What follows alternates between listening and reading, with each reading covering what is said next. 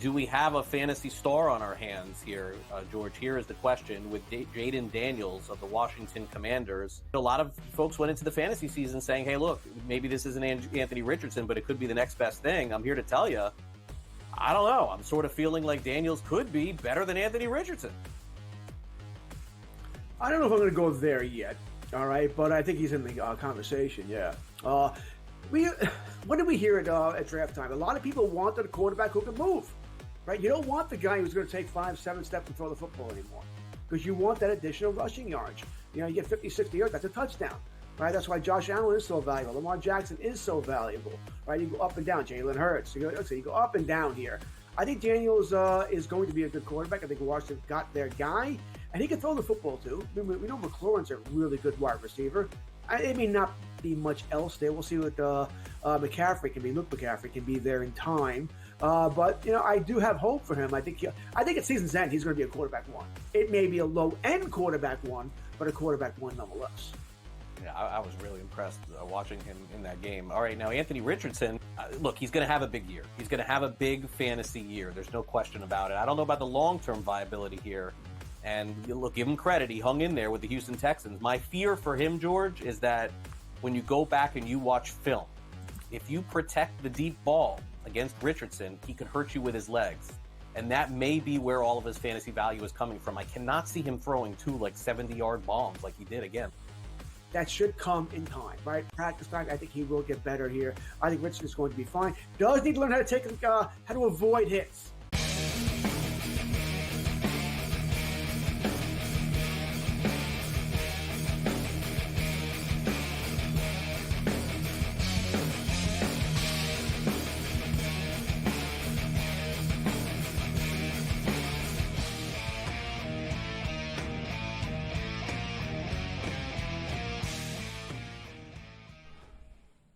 Let's roll. This is SportsRage. I am Gabriel Morency. The pitch, the players, the hustlers, the people that bust them, and everybody else in between. Let's do this thing.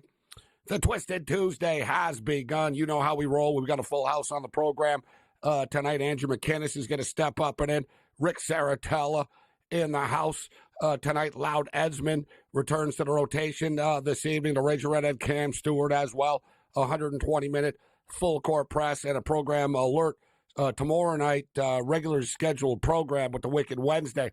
Thursday night will be on earlier, 8 o'clock Eastern for the Green Bay Packers and the Miami Dolphins. So you've been warned.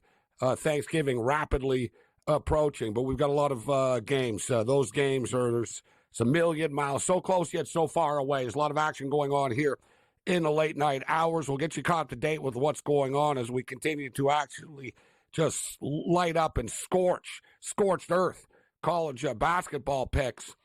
And speaking of which, we're on Alabama plus 4 points against Houston. Alabama are leading 62-56 right now with a little under 8 minutes remaining. But let's start off in the NBA right now.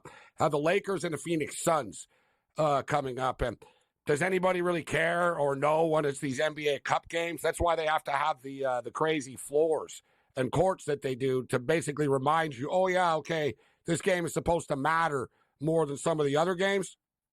Whatever. They are what they are. But with all that being stated, it's pretty clear that the Los Angeles Lakers are aware when it's an NBA Cup game. It can't just be by chance right now. We're starting to get into this Baltimore Raven preseason run that they were on when they won like 24, 25 consecutive preseason games in a row. Not by accident, right? And you get the LA Lakers. These guys are literally the kings of the NBA Cup. They hung the banner after winning the NBA Cup, 9-0 in NBA Cup games. The Los Angeles Lakers. Phoenix Suns get Bradley Beal back. They get Kevin Durant back as well in this basketball game. I think the Lakers are the play. I don't really trust Phoenix. Whenever you get players back, it just sort of upsets the rotation and it changes things. So I think the Lakers are the play tonight in this basketball game. College basketball. We got a heavyweight matchup going on right now. We're on Kansas plus the 4 points, and we're on the over. And I didn't really understand why the total came down and it closed at like 148. 140. It was 149.5, and it kept on just sort of dropping. I didn't really understand it. And we got a pretty high-scoring game, 41-39 for Kansas right now at the half. This game's in Vegas. Hard to keep up, but this game's in Vegas. We're on Kansas plus the 4 and the over. But you know how we can never resist an in-game over as well. So, yeah, let's take a run at this. Let's go over 160.5 here. I don't like pushing it. We've been doing really, really well this year with college basketball by not forcing picks. We were on Grand Canyon. All we played so far, we played Grand Canyon. +1, they beat Stanford. We played Grand Canyon and Stanford over 144. It went over the number. We're on Alabama +4. They're winning by 6 right now. We jumped in on the in-game over 149.5 in the Alabama game, and it's sort of lingering. It's 154.5 right now. As I said, we're on Kansas. College basketball, it's like I've had a crystal ball or something. I'm always scared, though, that the bubble is about to burst. But let's jump in. Over 160.5, second half. Kansas and Duke in-game. We've got Rutgers and Notre Dame coming up as well. Rutgers and Notre Dame this evening. We're going to go with R-U. They keep it simple with their chant in Piscataway. R-U. That's all it is, like all game. First time I went to a Rutgers game, I was kind of underwhelmed. You know, all these schools have big fight songs and all, very elaborate. Michigan, they got the whole Killers thing. You got 110,000 people singing the Killers. You go to a Rutgers game, one side of the stadium says R, and the other side says U. R-U. But I think Rutgers basketball are pretty good. Hell, I got money on Rutgers. I need them to win the football game this week against Michigan State to get to 7 or at 6. They blew the lead against Illinois late. But they're playing Notre Dame tonight.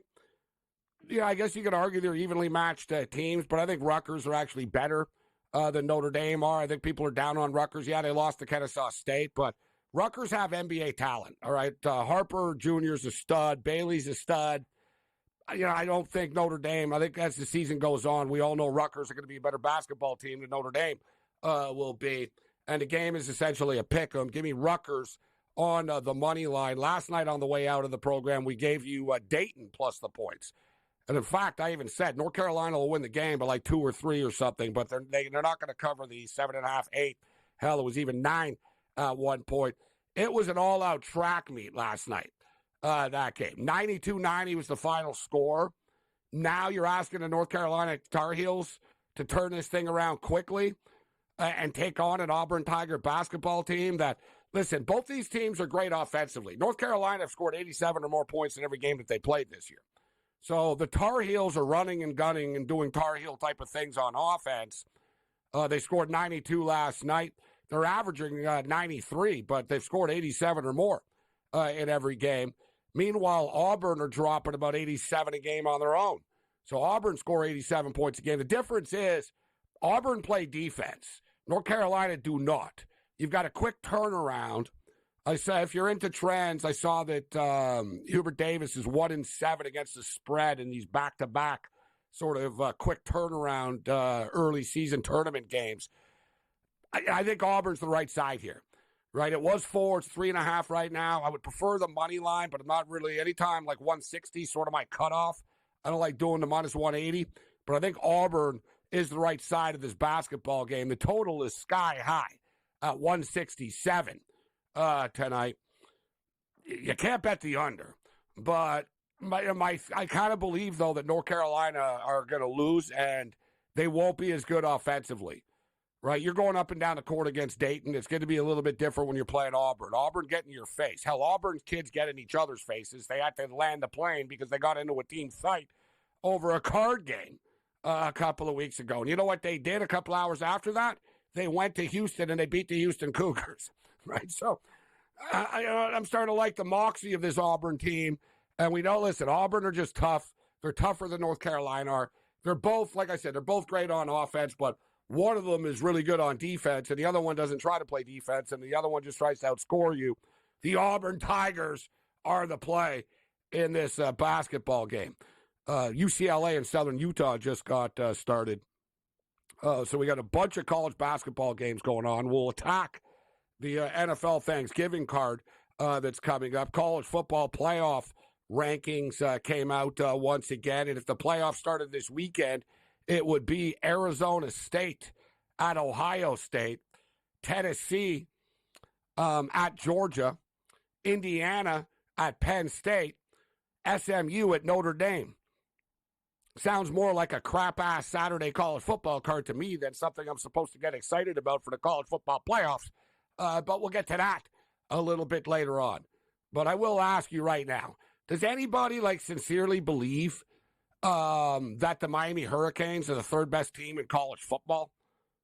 Does anybody sincerely believe that the Boise State Broncos are the fourth best team in college football right now? But here they are. They have these sort of automatic sort of buys going on right now. As great as the sport of college football is, and it's a hell of a lot of fun to watch every Saturday, the powers that be and the suits that run it find ways to screw up, which is almost an unscrewable thing to screw up. Let's roll.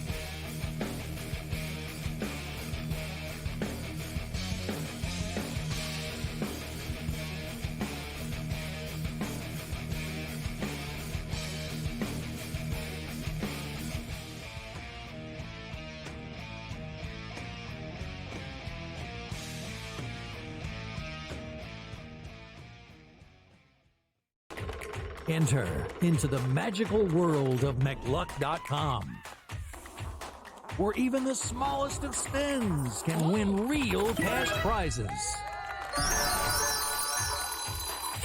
Adventure into over 1,000 of the best Vegas-style slot games. So what are you waiting for? Unlock your free welcome offer today. Join the fun where winners play and players win. Anyone that's been to a sporting event, the atmosphere before a game, I think Game Time Decisions has that same exact atmosphere. This is our arena. This is what we do. There is going to be an energy to Game Time Decisions that you will feel night in and night out. The excitement you get when you lock your bets in, when you're figuring out what you want to do, we can zone in on the biggest games each night. I want this to be the place that people come to before the games start so they feel as ready as possible to lock in their cards. We are going to hit every single one of those markets that you need to know about. We're going to go through every single thing, and I've got a great team behind me that's going to help me get the job done. There is not going to be a better place, I promise you, than Game Time Decisions to get that new information, react to it, and be able to then bet accordingly. We will have everything at our disposal, and we will use that to our advantage. I'm Kevin Walsh. Tune into Game Time Decisions from 6 to 8 p.m. Eastern on SportsGrid. Your gut says Miami is going to win, and you should take the over. Your gut also said your NFT selfies would only go up in value. They didn't. But your head is on SportsGrid and knows the QB is in concussion protocol. The backup has a 45 QBR against the zone coverage. The New York D has the most sacks in the league. So yeah, trust your head. It's smarter to be on SportsGrid. Right here with you on Pro Football Today on SportsGrid. Odds in motion, trying to see what lines have moved throughout the week. Never felt more comfortable in the set than I do for this year. I am ready. I'm just getting angry. The hot takes are going to be here all long, people. What in the world is going on in Miami, Dom? It's not particularly anything to shy away from just because many people are on top of it. Hot take. I think this line is asking you once again to take New Orleans. Pro Football Today, only on SportsGrid.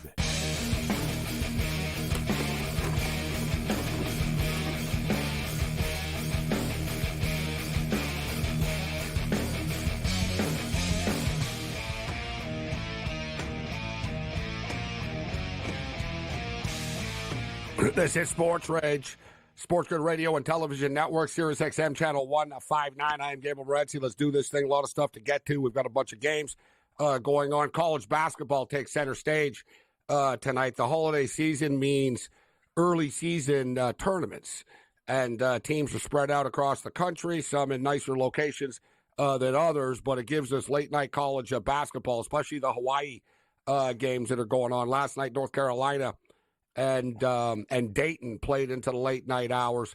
92-90 final score for the North Carolina Tar Heels. Dayton covered the number. The game went over the number. Now North Carolina get the Auburn Tigers, who had to come back on Iowa State last night.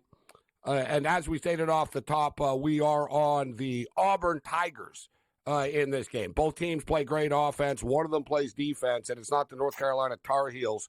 And listen, Iowa State are a very good team. So the fact that Auburn, was sort of, had problems with them isn't a surprise. Iowa State play defense. Iowa State get in your face. They grind the game. Iowa State are like masters of breaking the flow and the tempo and just making it a very sort of street ball type of, rough and slow game and, sort of bang, bang.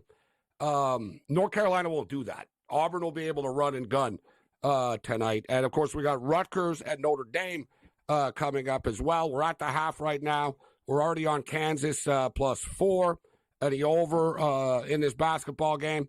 But let's go over 160.5 here. And speaking of college basketball, we've got a really good one going on. Houston have come back on Bama. They're going back and forth right now. It's 67-65 for the Houston Cougars now with 4.5 minutes left in this game. And the second half hasn't started yet, but it's about to. Kansas and Duke from Las Vegas, 41-39. Duke are currently -1.5. In-game total, 160.5. The NHL is done for the evening. Kevin Lankinen, a spectacular and one of the best goaltending performances you're going to see so far this year. Boston outshot the Vancouver Canucks 33-14. And the Vancouver Canucks escape with a 2-0 victory. Lankinen now 8-0 on the road. Let's bring in a man that bets hockey daily, Andrew McKinnis. We got Cam Stewart in the house. But I said it earlier, the Vancouver Canucks are like the best road team in pro sports. Like, at least so far this year. Lankinen is now 8-0 on the road this year for the Vancouver Canucks, which is incredibly difficult to do. And, last year it was Seeloffs that came in and sort of saved the day out of nowhere. And he's taken a step back, but Demko's going to be coming back sooner rather than later. But what a performance by Lankinen tonight, McKinnis. What an effort, Gabe. It seems like every year a new goaltender has been kind of the guy for the Vancouver Canucks. And I think that, the way he was able to give his team confidence, it was able to help them all night long. And you could see when there was some defensive breakdowns, odd man rushes, he made them comfortable. But I want to make a quick point about the whole road success. Everyone talks about protecting the fortress, protecting your own home ice. I don't know about you guys, but I think actually winning on the road is a hell of a lot better because you're going to figure it out at home. You want to impress your fans. Don't get me wrong, but most teams struggle on the road. The fact is, people aren't happy about some of those losses at home. New York Rangers get the job done with over them last week, but at the end of the day, they have to be really proud because the home ice, it's going to level out. That stuff's going to level out, but the road percentage right now for this Canucks team is very impressive. And the last change factor, right? People always forget it's not just the crowds, right? In hockey, the most underrated thing that's not talked about enough with casual fans is the face-off dot. The face-offs are different. The last change is different. And this team doing well on the road is a big deal right now. But the fact of the matter is, what the problem is, fans don't pay money for road games. They're watching those games on TV. And they get frustrated when they spend $400 for a ticket, $70 to park, and another $300-400 on food and drink. And they drop $1,000 to go to a regular season hockey game, and the team loses, right?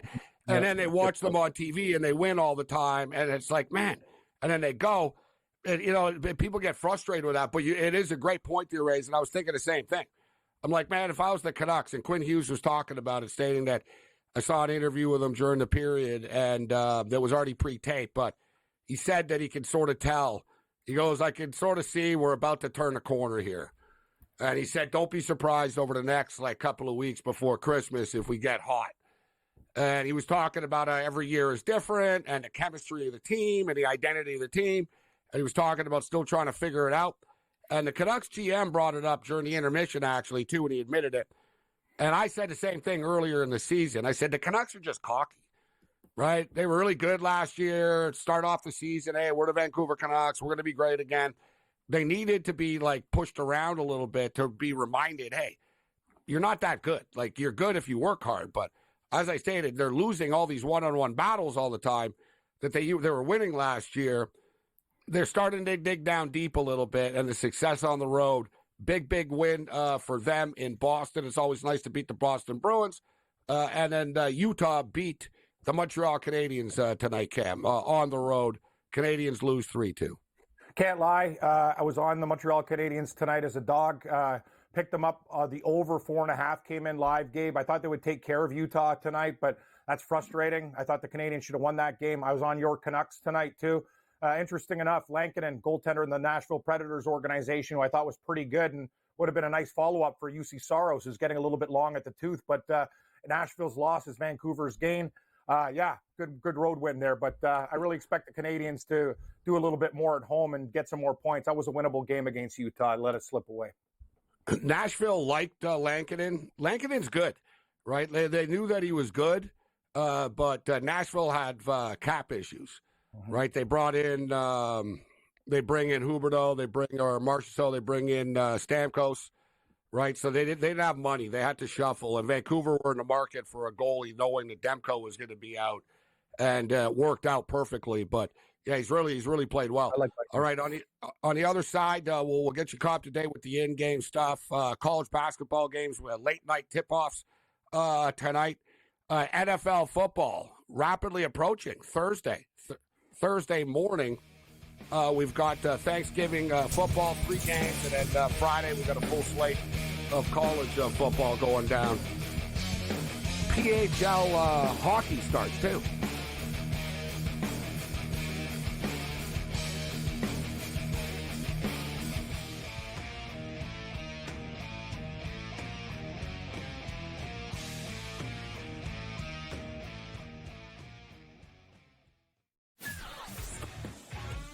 Together, both Devontae Adams and Garrett Wilson had huge nights. Aaron Rodgers loves the 2 big targets, and he says if this is going to happen, going to be very tough on the defense to decide who they want to go after. Adams and this kid, Wilson, I won't deny what they can do, but nobody else does jack.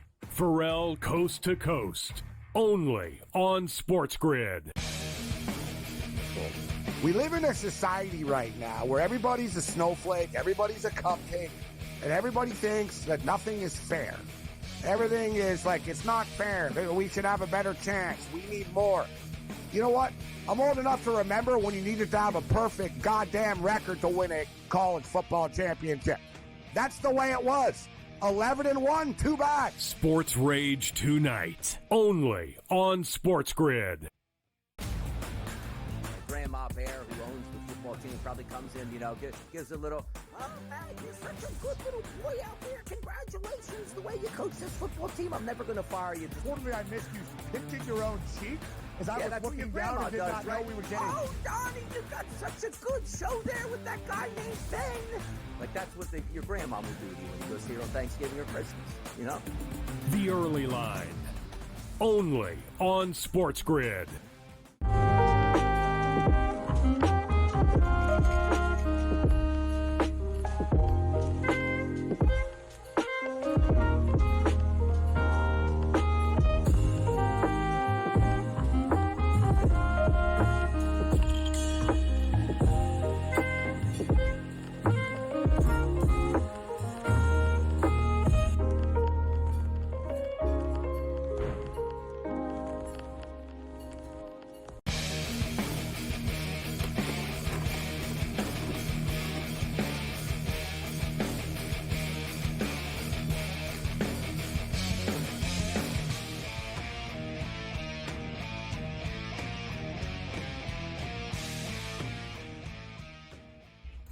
This is SportsRage. I am Gabriel Morency. We've got the NBA Cup going on, late night basketball. Durant and Beal are back for the Phoenix Suns tonight. But as I stated, oftentimes when you get guys back in the lineup, that first game back can be a little bit, everybody's a little bit out of sync because they're getting used to playing without them, even though they didn't play well without them. They went like 1-6 without these two. So they didn't play well without them, but they're back tonight. They're up by 1 right now. We're on the Lakers in this game. I think the Lakers are going to get it done tonight, 24-23. And I brought it up off the top of the program. It really is amazing. And I don't think that the Laker players, like LeBron James is whatever, he's one of the greatest players ever, Anthony Davis, all these guys, they have accomplishments, but you can't say it's coincidence now that they're 9-0 in NBA Cup games. They clearly don't want to lose at this point, right? They won the NBA Cup last year. They didn't lose a single game in the NBA Cup tournament all the way through it. And now here they go again. They haven't lost so far this year again. 9-0. An incredible run for the Lakers in the NBA Cup. And speaking of futures, I think I'm going to bet if I can find a future, I would take the Lakers to win the NBA Cup again just because they seem to actually do care. It's like Harbaugh in the preseason when the Ravens won 24 in a row. You'd say, oh, it's just sort of it's when you get to that sort of number, it's not a coincidence anymore. So we're on the LA Lakers tonight, plus the points in this game. I'm on Houston and Alabama. I got over 149.5. That's what the total was before the game. It looks like it's going to go over, guys. It's 75-72 with $1.33 left. I'm on Bama plus 4. For those of you on Houston laying 4, they're up by 3 right now with $1.30 left. So we got a really close one. And the second half has started with Kansas and Duke. The Kansas Jayhawks up 50-42 right now on the Duke Blue Devils. So we'll keep our eye on all this late-night college basketball. We've got Thanksgiving football coming up, and we'll be live Thursday night for the Packer game. Andrew McInnes is a Packer fan. McInnes, I'd ask you to come on the show Thursday night, but I don't know if you party it up and a Thursday night, Thanksgiving night game, Green Bay Packers, you're going to be partying hard on Thursday. But we'll be on live for that game. What do you think about the Miami Dolphins going into to Lambeau on Thursday? Gabe, every single time I've come on your show and on the show here, and I haven't felt good about my Packers, they've lost. And right now, I'm kind of bullish on this Dolphins team, and it kind of scares me as a Packers fan here. But one thing I'm looking at is actually the under. You know, I'm starting to see how much the Packers want to run the ball again. Their defense does impress me. There's been some games they've played recently where they have looked good defensively, and the games they haven't looked that good defensively have been against pretty good offensive teams. And this Miami team, again, even though they have the guys that can make the big plays downfield, again, they're a heavy run team as well. This number at 47, I went under the total here. I think this game is decided within a field goal. It will be very tight, so I will be staying away from the spread. At this point right now, I have a feeling this Packers team is one of those teams that gets the job done outright, but kind of struggles to cover point spreads for their backers. So I'm looking forward to a tight game, but I'm looking at the under 47 here. Under 47. Not a lot of confidence in your Packer team, McInnes. If they do well and they go on a run, I'm going to look back on these games and say, every week you never really had a lot of confidence in your team. Sort of sounds like the beginning of last year with Jordan Love when I told you to hang in there. Yeah. But it's the best part, though. It's the best part because if I came on the show every week and said I like the Packers, nobody would believe me, right? It's like Leaf fans saying, this is our year, this is our year. Well, if you call it every year, it can't be your year. You know what I mean? So when I tell people that I like the Packers, they take me seriously because I don't tell them that every week, right? So it might be wrong some weeks, but when I tell them I like them, people actually believe me a lot more. It's a tough game. Miami are playing well. They've done their offense is clearly different with Tua since he's been back. They're on a 2-game win streak right now. Their season is clearly on the line. They're knocking on the door. They're not knocking on the door of a playoff spot, but they're on the front lawn. They win this game, then they're on the steps, the porch type of thing. They're sort of getting closer. They're lingering, but they need to win the game. What's your pick, Cam, for the Dolphins and the Packers? Well, Gabe, you're right. They are on the porch. I think like a prowler at night, they break into McInnes' house, these pesky Dolphins, and steal all of his hockey monies from his prop bets. I'm on the Dolphins. I'll take the points. I'll take the 3. I kind of agree with McInnes with the under. I don't think there's going to be a lot of points there, but I'm on Miami, Gabe. Don't squish the fish. They're hot right now, and I think this is a good spot for them. They're playing great defense as well. I'm taking the Dolphins plus the points. Yeah. You don't have to squish the fish. It's going to be like freeze the fish, a frozen fish truck. Freeze the fish. The Miami Dolphins are 0-12 in their last 12 games when the temperature is below 42 degrees.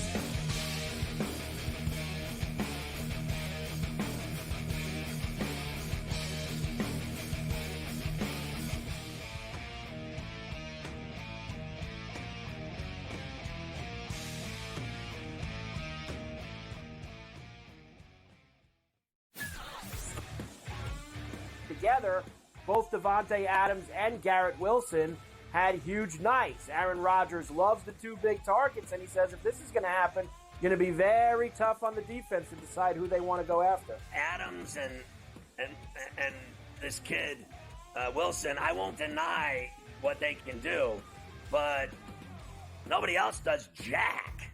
Pharrell Coast to Coast, only on SportsGrid. We live in a society right now where everybody's a snowflake, everybody's a cupcake, and everybody thinks that nothing is fair. Everything is like, it's not fair. We should have a better chance. We need more. You know what? I'm old enough to remember when you needed to have a perfect goddamn record to win a college football championship. That's the way it was. 11-1, too bad. Sports Rage tonight, only on SportsGrid. Grandma Bear, who owns the football team, probably comes in, gives a little, oh, man, you're such a good little boy out there. Congratulations, the way you coach this football team. I'm never going to fire you. Quarterly, I missed you. Pinching your own cheek? As I was looking down and did not know we were getting. Oh, Donnie, you got such a good show there with that guy named Ben.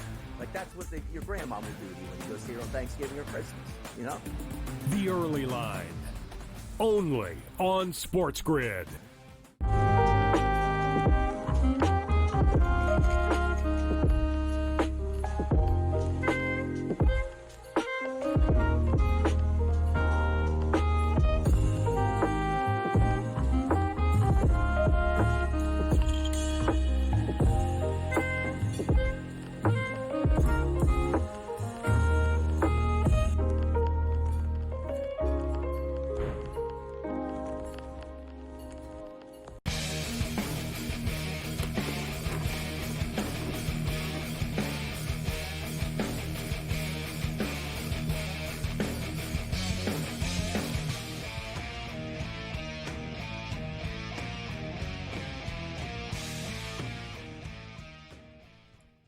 This is Sports Rage. I am Morency.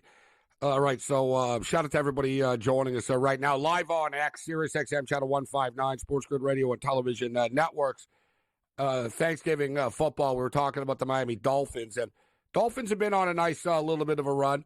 Since Tua's come back, right, they scored 27 points in both games, the first two games, and they lost to the Cardinals and they lost to the Bills.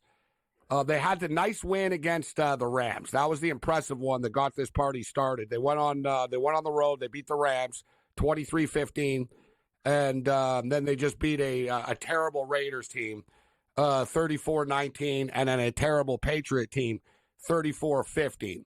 None of which were close to bad weather games.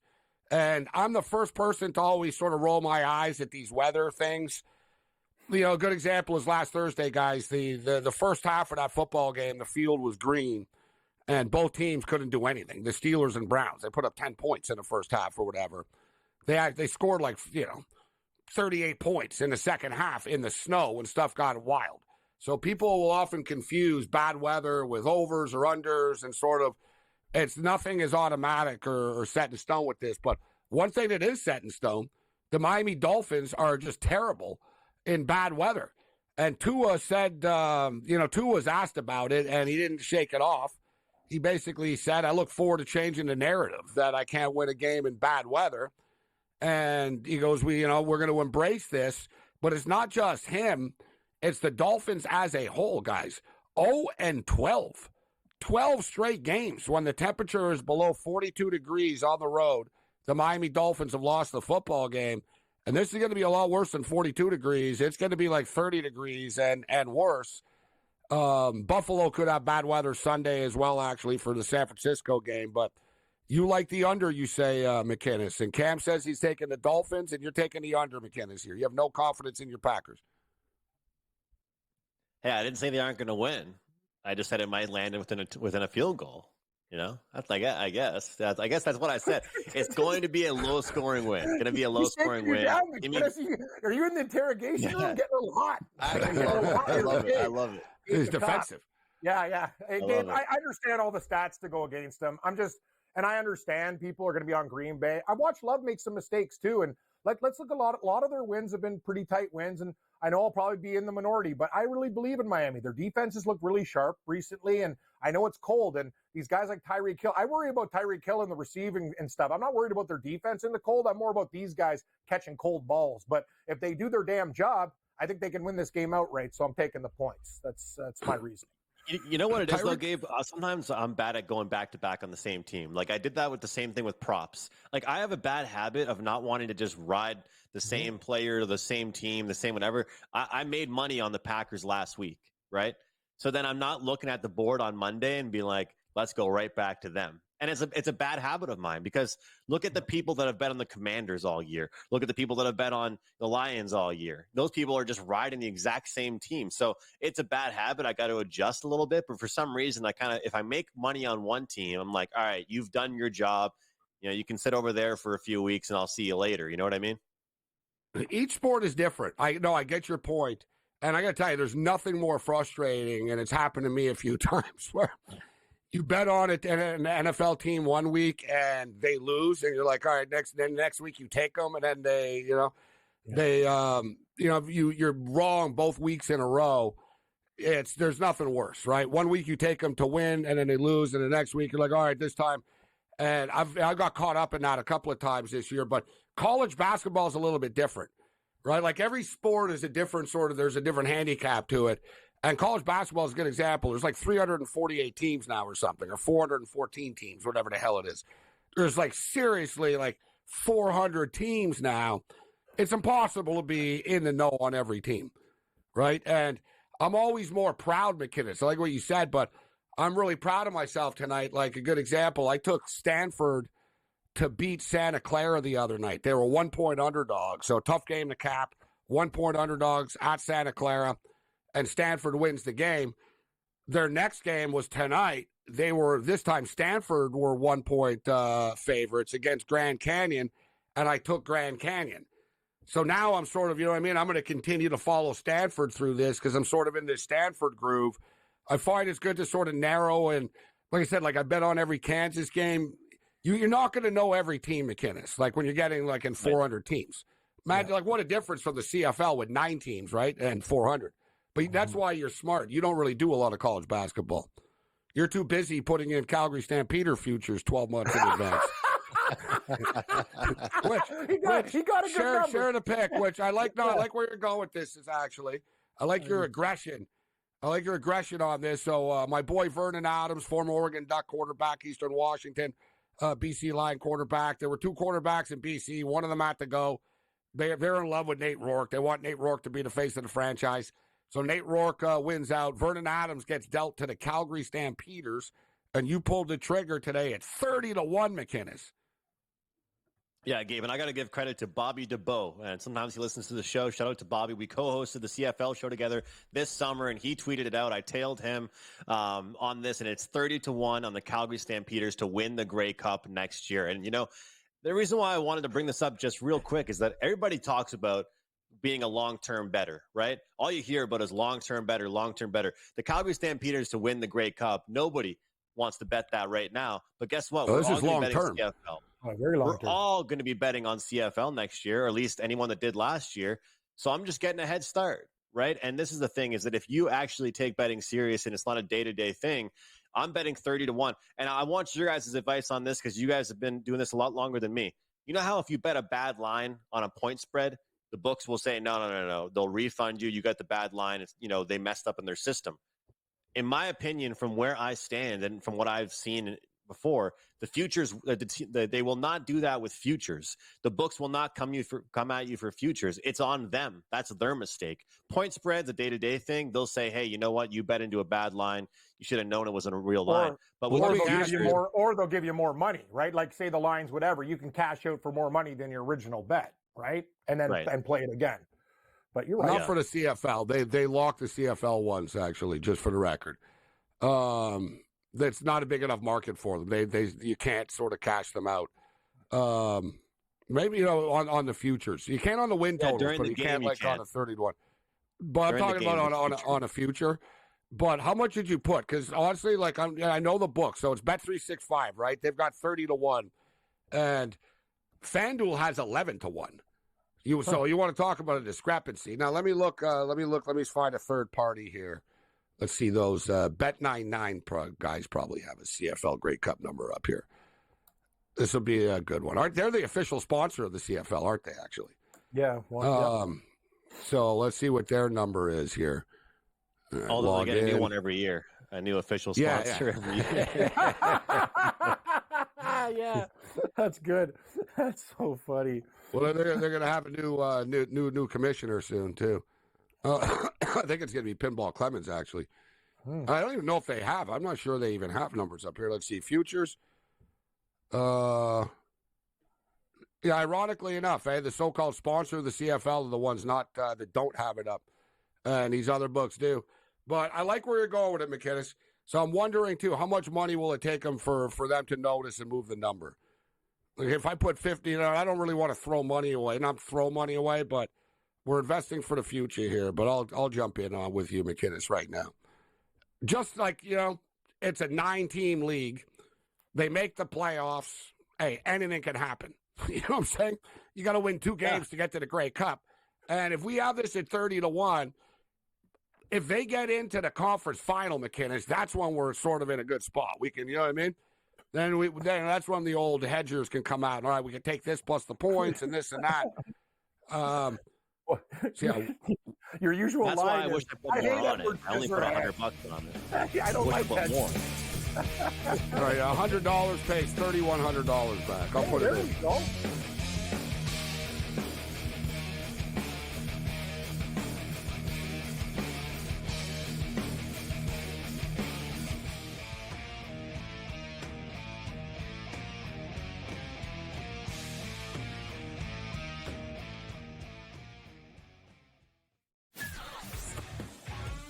Together, both Davante Adams and Garrett Wilson had huge nights. Aaron Rodgers loves the 2 big targets, and he says if this is going to happen, going to be very tough on the defense to decide who they want to go after. Adams and this kid Wilson, I won't deny what they can do, but nobody else does jack.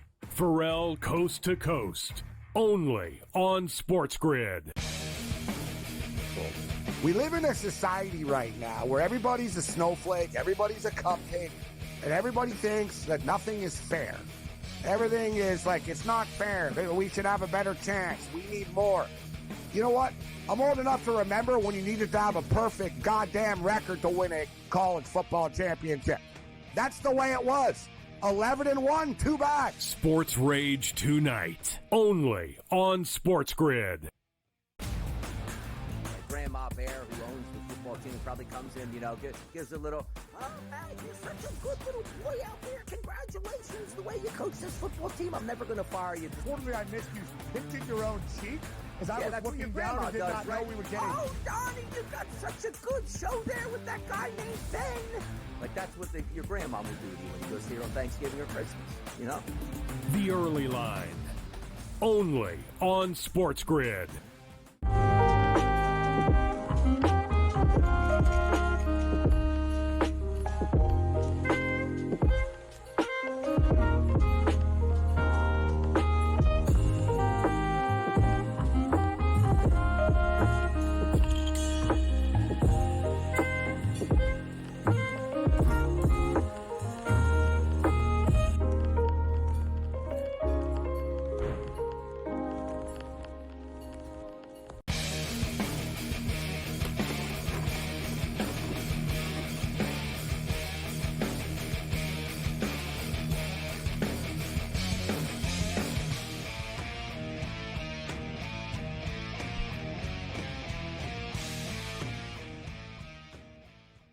Let's do this thing. The Twisted Tuesday continues. This is SportsRage. Quick update right now.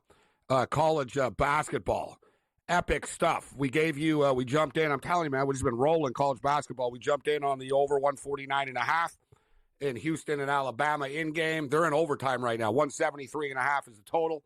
We're on Alabama plus 4. They're up by 4 right now. 84-80 with a minute 30 left in the basketball game.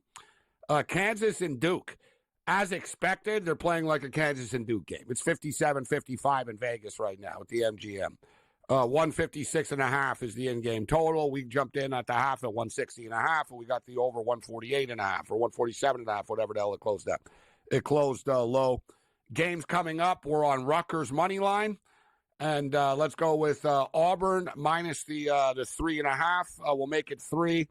And over Auburn, North Carolina. We've got a bunch of futures I wanted to take a look at here. And our boy McKinnis is a big hockey fan. Cam is as well. McKinnis, I'll ask you, first things first, I am looking forward to the Olympics. I think it's the best hockey that we see, right? I'll throw it out there. That'll be my hot take. That I think it is the best hockey.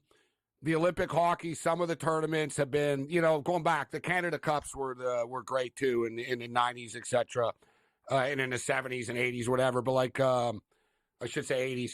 But so I'm down with the Olympics. I think the Four Nation Cup thing was kind of stupid.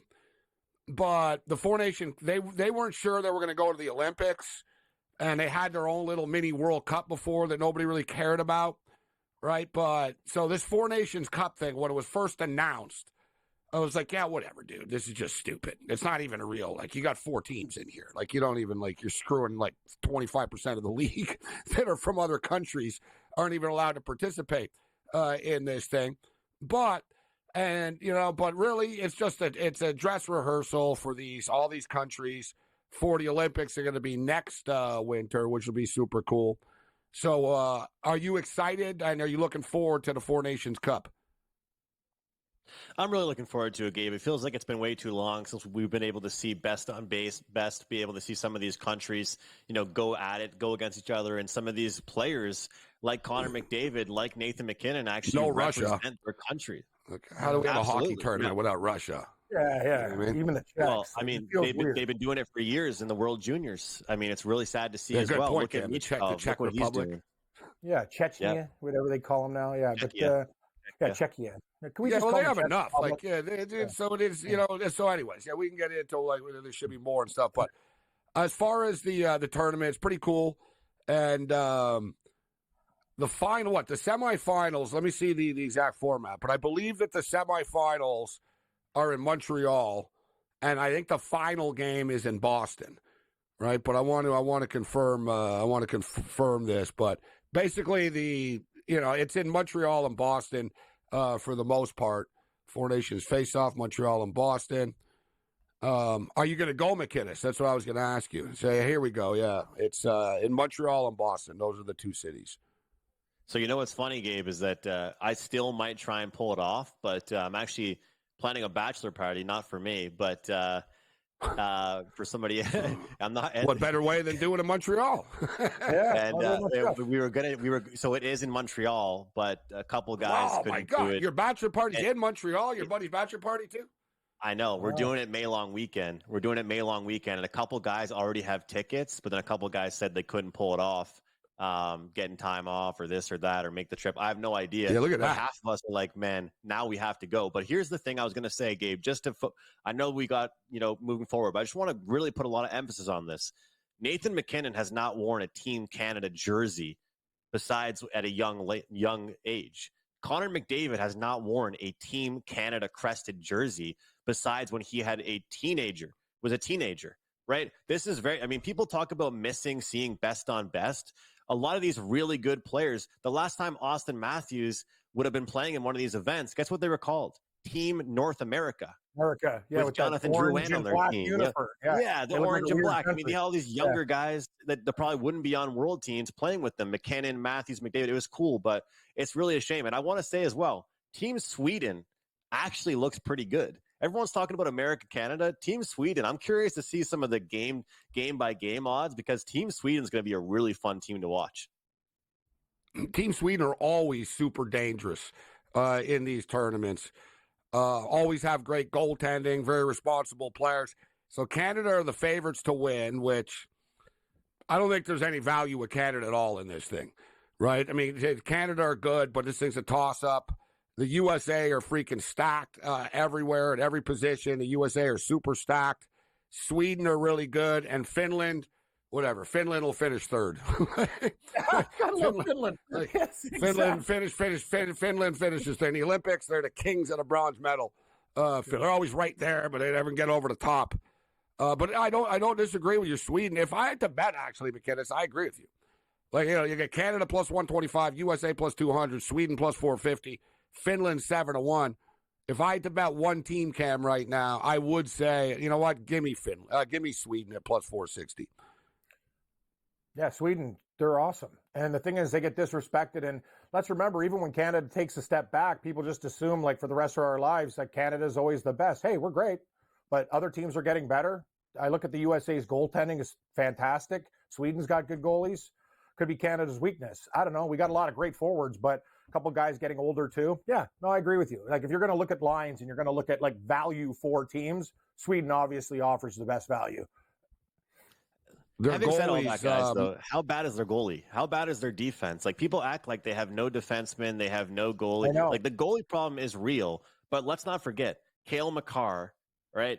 Devon Tays, the two guys that play together in Colorado, are going to be on this team. You got Noah Dobson, Evan Bouchard, Shea Fedor. It's not like this, you know what I mean? Like, to me, I hear all this stuff about how America, it's going to be people. It's not going to be close. I don't think USA is going to lose to Canada. I think it's not going to be close. It's going to be Binnington, I believe, in the end. That seems to be what the consensus is. From what I understand, that's where they're going. For Sweden, they've got Markstrom and Ullmark. It's not bad, right? It's not a bad combo for the Swedes. Swedes' defense are stacked.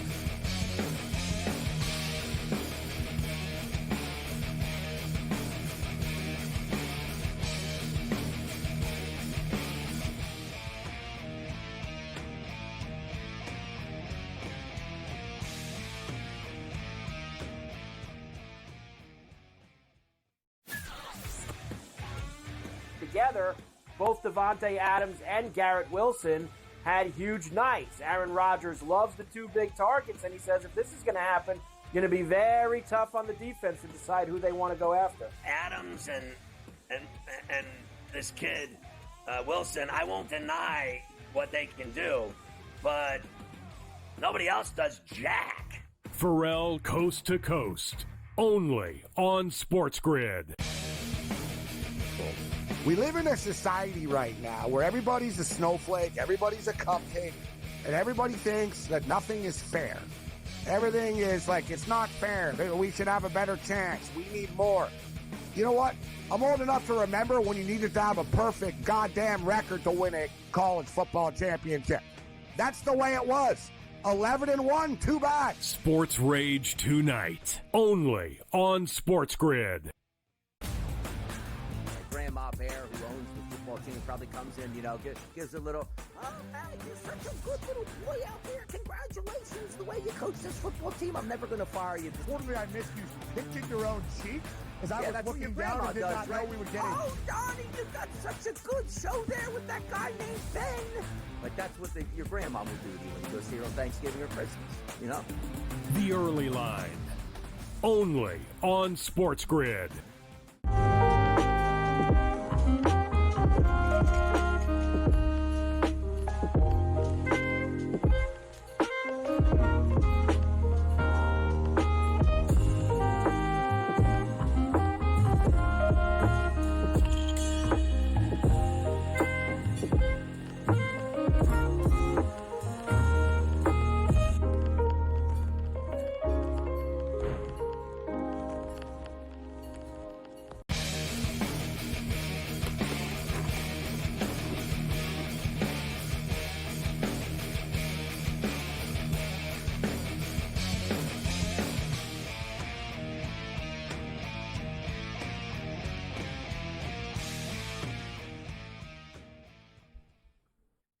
This is SportsRage. I am Morency. So we got the Four Nations Cup is going to be in February, and I'd like to go. If I was in the area, I would go. Saturday, you know what would be the fun one? Saturday night, February 15th in Montreal. It's USA versus Team Canada in Montreal, and that's always a fun rivalry, especially in the modern era. And that'll be a lit atmosphere, man, on the Saturday night. So in Montreal. So, yeah, the semifinals in Montreal and the final is in Boston. But they got USA playing their regular games, the tournament games, in Boston. So for people tuning in, if you want to go to the games, they're in Boston and Montreal. We'll talk about it as the tournament approaches. McKinnis brought up NCAA hockey before, and the games are on TV. The popularity is getting bigger. And it's not this year, guys, but I think it's next year. I'm going to go to the Frozen Four. It's in Las Vegas. So what a world that we're in, man. The Frozen Four NCAA hockey tournament is going to be at the T-Mobile in Las Vegas. Not this year, but next year, which will just be lit. The Frozen Four keeps on getting bigger and bigger. And I was looking at some futures here, McKinnis, some NCAA hockey futures. I know you follow the NCAA hockey more than you used to due to the so many NHL draft picks and a ton of Montreal Canadiens playing. But there's some pretty good numbers out here right now. Boston College are plus 400. The Pioneers are plus 550. Minnesota's 10-1. Michigan's 10-1.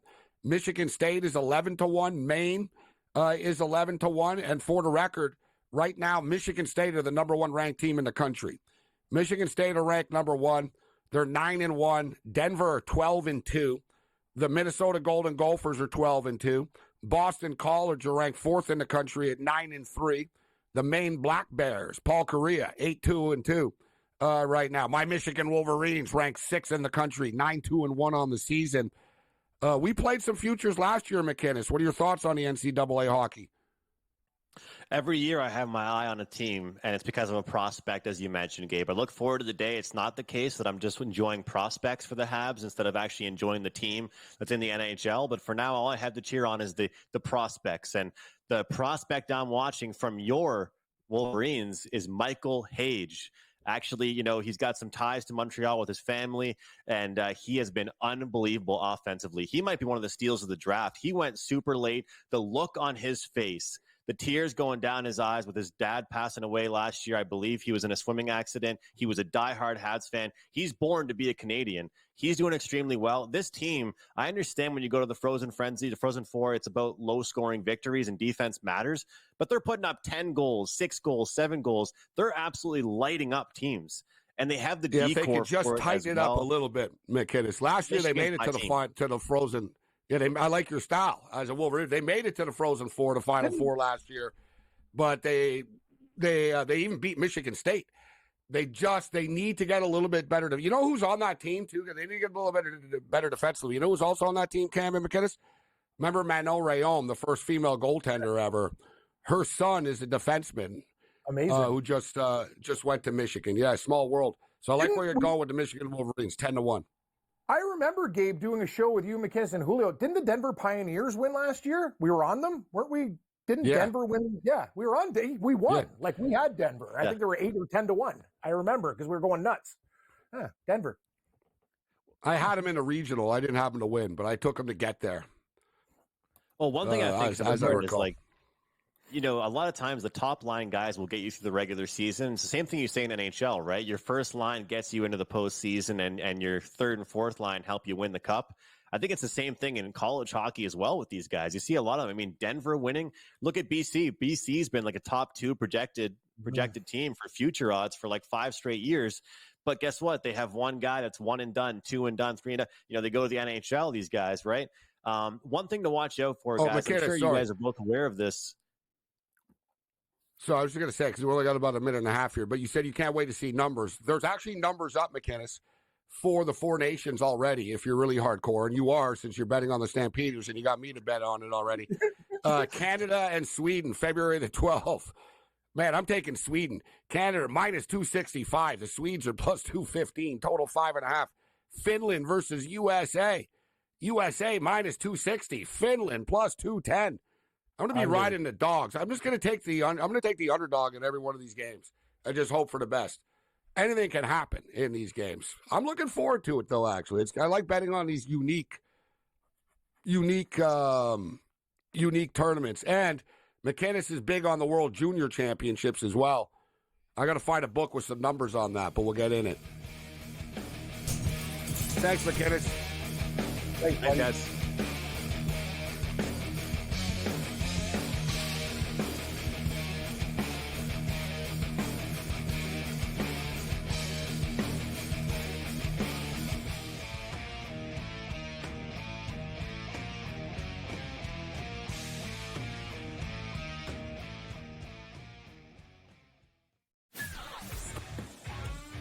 together, both Devontae Adams and Garrett Wilson had huge nights. Aaron Rodgers loves the two big targets, and he says if this is going to happen, going to be very tough on the defense to decide who they want to go after. Adams and this kid, Wilson, I won't deny what they can do, but nobody else does jack.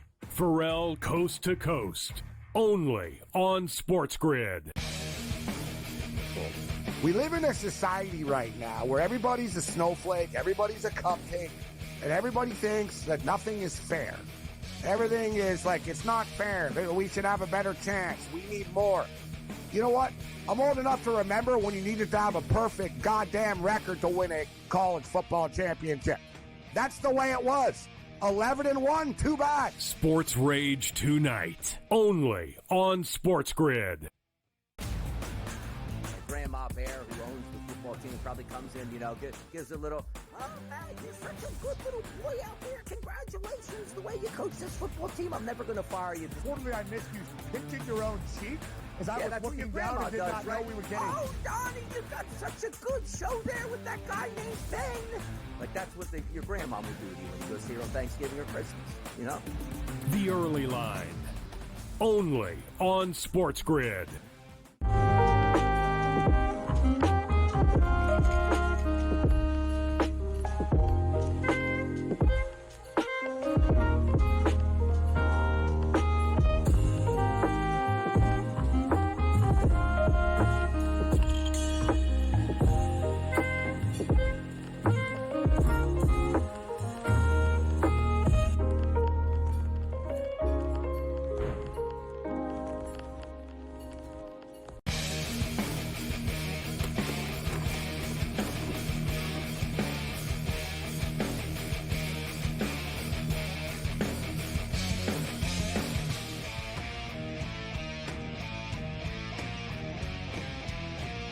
The Twisted Tuesday continues. This is Sports Rage. I am Gabriel Morency. The pimps, the players, the hustlers, the Rick Saratellas, the people that bust them, and everybody else in between. Let's do this thing. We've got a huge holiday week of NFL football, college football, and the countdown to bowl season is on. College football playoffs, off-season movement going on in the CFL already. The NFL draft rapidly approaching, and clubs are jockeying for position right now as Rick Saratella steps up and in, the founder of the NFL Draft Bible, allaccessfootball.com, a scout with the Edmonton Elks. Rick, always a pleasure, my man. Thanks for joining us tonight. Hey, how you doing, Gabriel Morency? Great to be here. Thanksgiving week, we're grateful for the Sports Rage, and I love this time of year. I always appreciated the John Madden handing out the big old turkey legs at the end of each game. Definitely missed that tradition, but hey, we are 149 days away from the NFL draft. That's what Thanksgiving signifies. I guess it's fitting that the New York Giants are playing on Turkey Day because they played like turkeys this year. They've played like turkeys this year. But that's another story. But you know what? I wanted to sort of start off on this, with the NFL draft.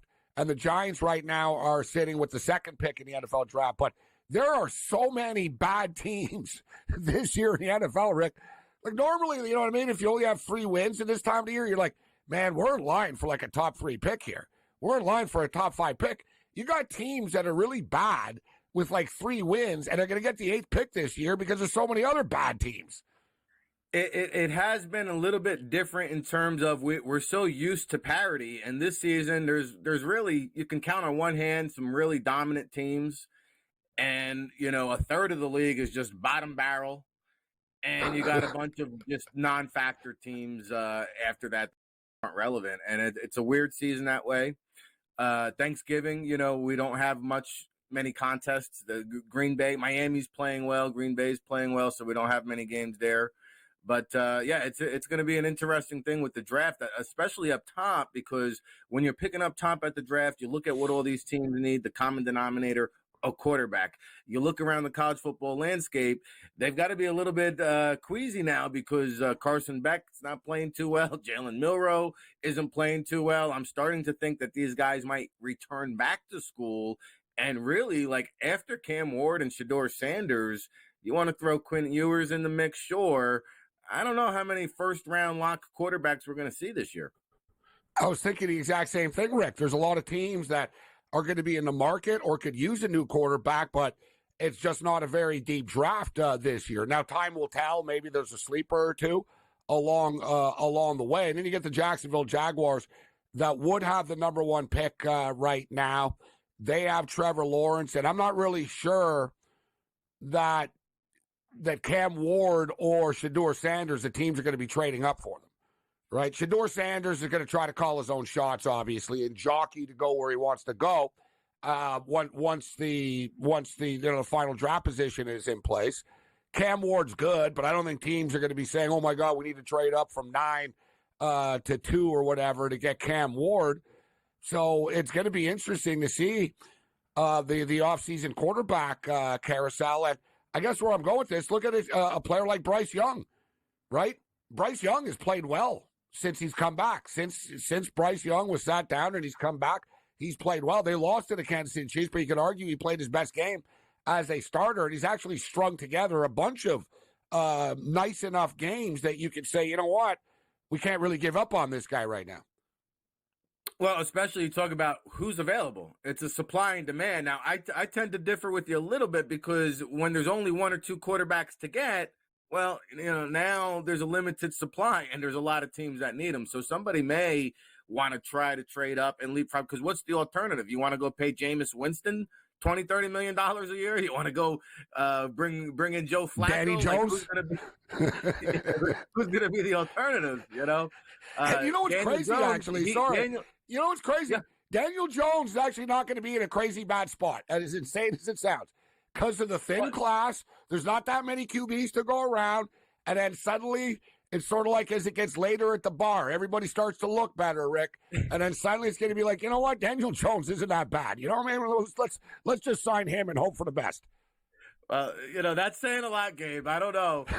He is apparently he's turning down the Raiders where he could go in and start.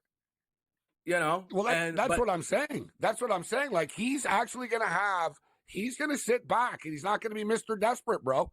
He can sit back and let the chips fall where they may. Somebody's going to go after him and hope that he's like the next Baker Mayfield.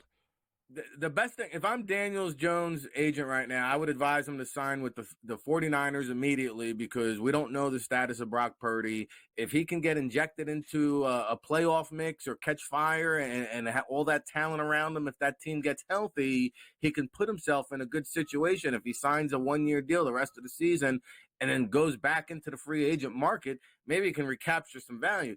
But I got to be honest, right now, I mean, you couldn't pay me to take Daniel Jones.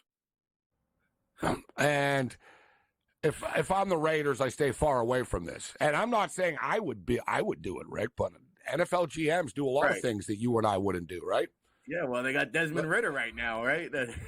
Well, the Raiders, listen, the Raiders need to, if there's any teams the most, we just talked about Bryce Young, and you could debate whether, all right, how good he is. Doesn't have a lot of weapons around him.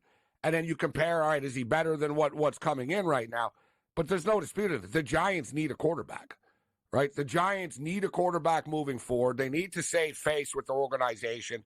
You and I talked about Belichick sort of being the quick fix to bring at least, credibility.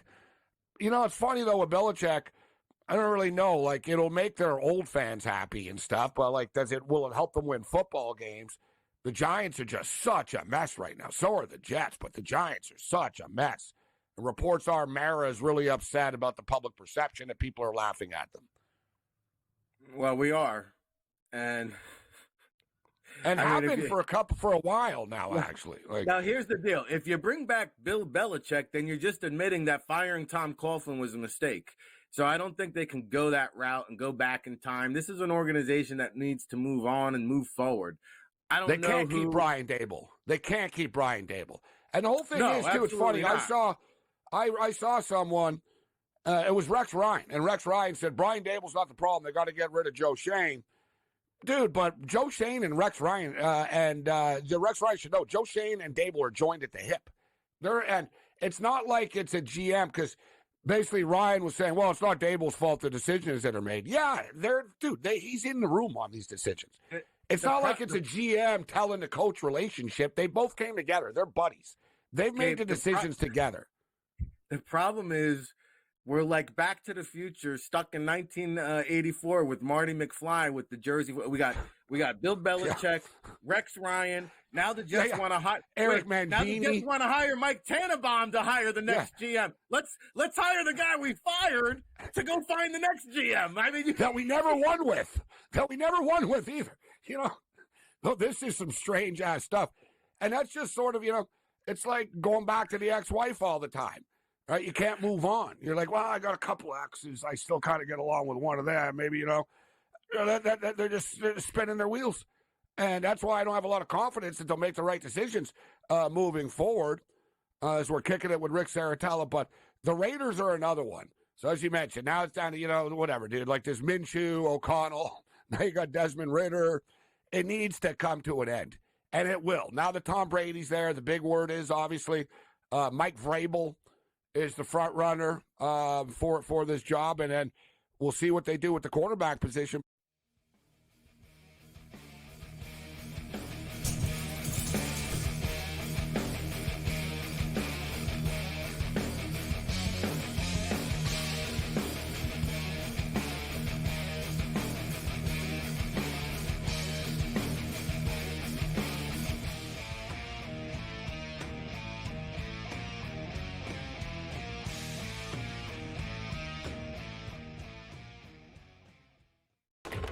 Enter into the magical world of McLuck.com, where even the smallest of spins can win real cash prizes. Adventure into over 1,000 of the best Vegas-style slot games. So what are you waiting for? Unlock your free welcome offer today.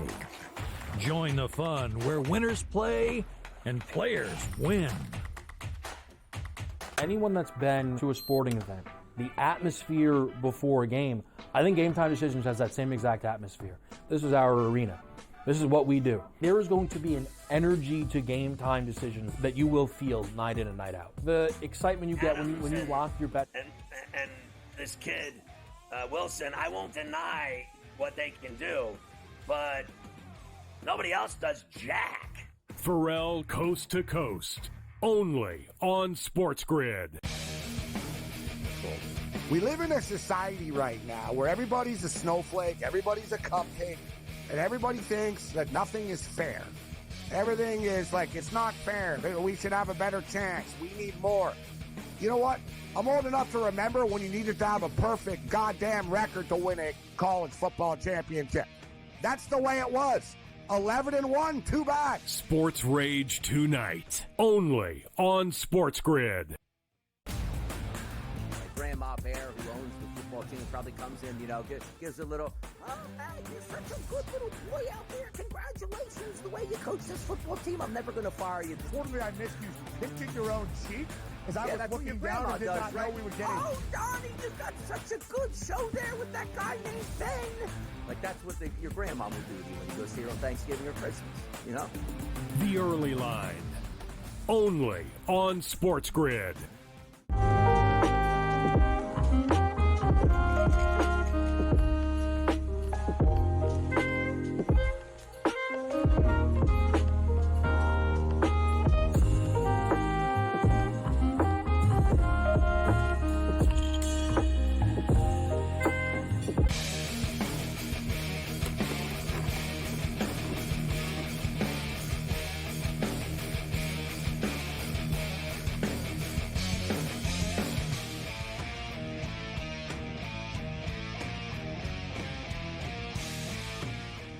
The Twisted Tuesday continues. SportsGrid Radio and Television Network, Sirius XM Channel 159. I'm Gabriel Morency. We're breaking it down with Rick Saratella right now. And, Rick, there's been a lot of talk about the offensive Rookie of the Year.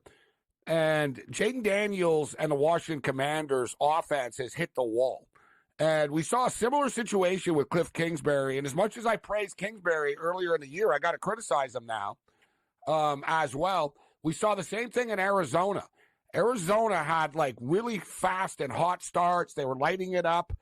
And then in the second half of the season, they would tail off and they the offensive numbers and the production would go way down. And now we see the same thing again. And, I noticed this, and I was reading some stuff about Kingsbury and about how his offenses have hit the wall in the past. And then Greg Olsen brought it up during the broadcast and had the same type of point. And he said, this happened in Arizona. And he said, basically said that Kingsbury needs a 2.0 version of the offense. You can't just run the same plays that work. That's what makes the Chiefs so good, right? They'll run plays in September, but now they got a new package in October, right? And they'll mix it up. It's not always the same thing all the time. And now it's not just Cliff Kingsbury's play calling, obviously. Jane Daniels hitting a little bit of a wall. And now suddenly Bo Nix and the Denver Broncos are killing it. And Jane Daniels went from like a 12-1 favorite to win Rookie of the Year. Basically, now it's a pick-up, Rick, between him and Bo Nix. Well, it's why they play the games, Gabe. There's a third of the season left remaining. You mentioned Greg Olsen's comments about Cliff Kingsbury. It's interesting. I'm going to go back and look into that myself, but I'm curious to know if Greg Olsen is aware of that. I'm just curious. You think Cliff Kingsbury might be aware of that? I mean, he's not a slub out here, so I think Kingsbury is going to have to adapt and adjust like any other good coach. But Jaden Daniels, let's be honest, he changed the whole image of that franchise, whereas Denver's hitting their stride. I'm not sure they make the playoffs, but if you look at the offense, it's not dynamic at all. Bo Nix is dinking and dunking. He's a short to intermediate type of passer, where Jaden Daniels is electrifying. He's going to be the face of the NFL for years to come. This guy, if he stays healthy, he's changed the whole image of Washington. They're actually contenders. Like you could stack up the Commanders and say they could beat some of these competitive teams, and they have, as a matter of fact. And I think the Commanders still have a chance to win that division. I'm not going to say the same thing about the Denver Broncos, but it depends on what you value. Do you value skill set? Do you value stats?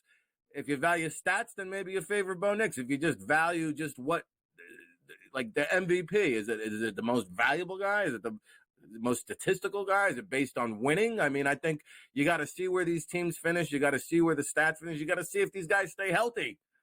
But Bo Nix is putting stats up now. Before it was like dink and dunk. You're not winning because of Bo Nix, and he struggled early, but he's starting to get it quickly. Like it's clicking for him right now. But we're talking about a guy that played like 57 college football games, right? So he is an experienced player. Too. Well, I think coaching, Sean Payton, I think Bo Nix has the advantage there, because I do think Sean Payton is one of the best coaches, one of the best offensive minds, and you put those two together, the experience, the knowledge, the wisdom, now you're starting to see that come to fruition.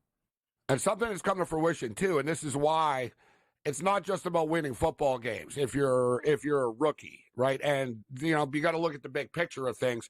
And you look at Caleb Williams. Caleb Williams is playing great football right now. Like, especially the last couple of games since they made the offensive coordinator change. So I think if that's a sign to the Bears, we need to make a full coaching change here to take the next step with this. But just the throws that he's making, the poise in the pocket, the decisions, it's next level stuff. But he's on the Chicago Bears. And since, they're not winning, people, it's somehow been a failure with Caleb. And remember, it used to take you get 3, 4, 5 years to judge a quarterback. Now it's like you got 3 weeks. It's like you got 3 months. You're sort of lucky, unless you're Daniel Jones and you got the extended, you got the extended invitation. So Rick Saratella with us. So the updated odds, we like to keep people up to date with the odds on a weekly basis. Oh, just quickly, what do you think about this one, Rick? Saquon Barkley, offensive rookie of the year. He's now minus 300, but Saquon now the debate, and his name is coming up for most valuable player. You buy or sell that Saquon Barkley is the most valuable player in the National Football League this year. Well, I can smell what you're cooking, and I might be buying by the end of the season, because if you take a look at the quarterbacks, you're not getting like a dominant quarterback season. The Eagles now are getting hot at the right time. They're gaining momentum. They're stringing some wins together. And if the Eagles finish with the best record in the NFC and clinch the home seed, it's going to be because of Saquon Barkley. And again, you talk about the stability he's brought in that Eagles backfield. It hasn't been Jalen Hurts guiding that offense. It's been all Saquon. No, Barkley is legitimately single-handedly won like half their games for them this year. It's not an exaggeration. He really has. So as far as the updated numbers, listen, I think that Josh Allen is the rightful front runner right now. And Josh Allen is plus 150. Lamar Jackson is plus 250. Saquon Barkley right now is 5-1 to be the NFL MVP. Shedeur Sanders is plus 180 to be the top pick in the NFL draft, which is interesting because the Jags have the top pick right now, and they, of course, already have a quarterback. Before we get Rick out of here, speaking of quarterbacks, we only got about a minute here, but the offseason shuffle has begun in the CFL. Vernon Adams, now a member of the Calgary Stampeders. They got themselves a nice 1-2 punch here with Vernon Adams and P.J. Walker now. Yeah, I was listening to your show the other day. You hit the nail on the head with that one. And Calgary, P.J. Walker, Vernon Adams. I think the big kind of adjustment period in the CFL, like a P.J. Walker, you come up north. Traditionally, the thought process is it takes 3 years to adapt to the game, the speed, the rules, the motion, the little intricacies of the Canadian Football League. And so you got a guy now on the come up in PJ Walker that can learn from somebody who's had success already at a very high level in Vernon Adams. I mean, I think Calgary has really set themselves up for success here. No, they have. It's a good point. And Walker's a guy that's been in different leagues and thrived in every league that he's been in. And he's in a nice situation here. It's a long season in the CFL. You need multiple quarterbacks. And now they've got a solid 1-2 combination. And I tell you, watching some of the bad NFL games over the weekend, it really made me miss the CFL playoffs and the Grey Cup. We'll speak to Rick next week. This is Sports Rage. I am Gabriel Morency. Bring it.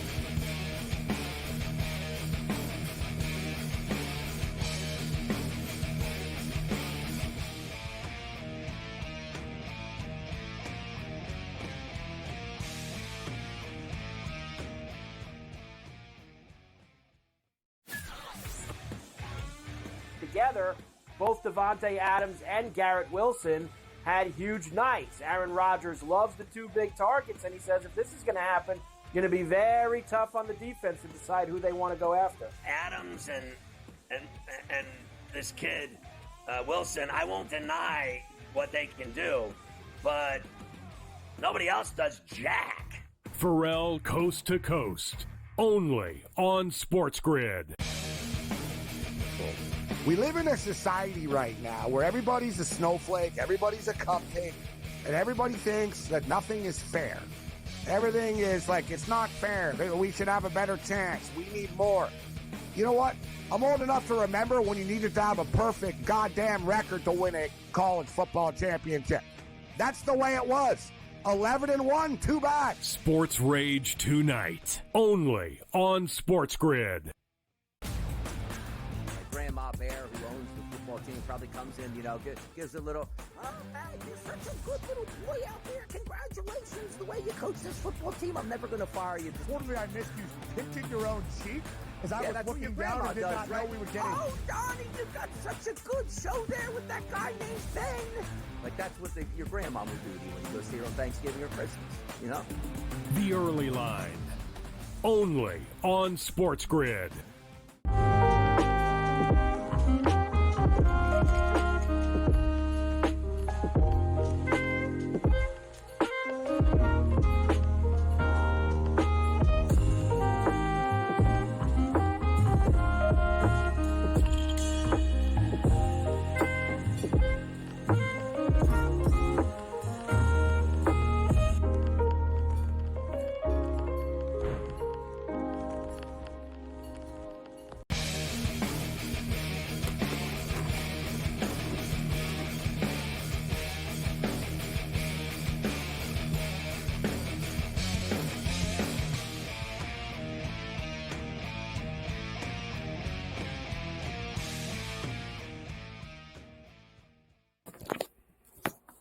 Let's roll. The Twisted Tuesday continues. Thanks to our man, Rick Saratella, for stepping up and in. Great time hanging out with Rick.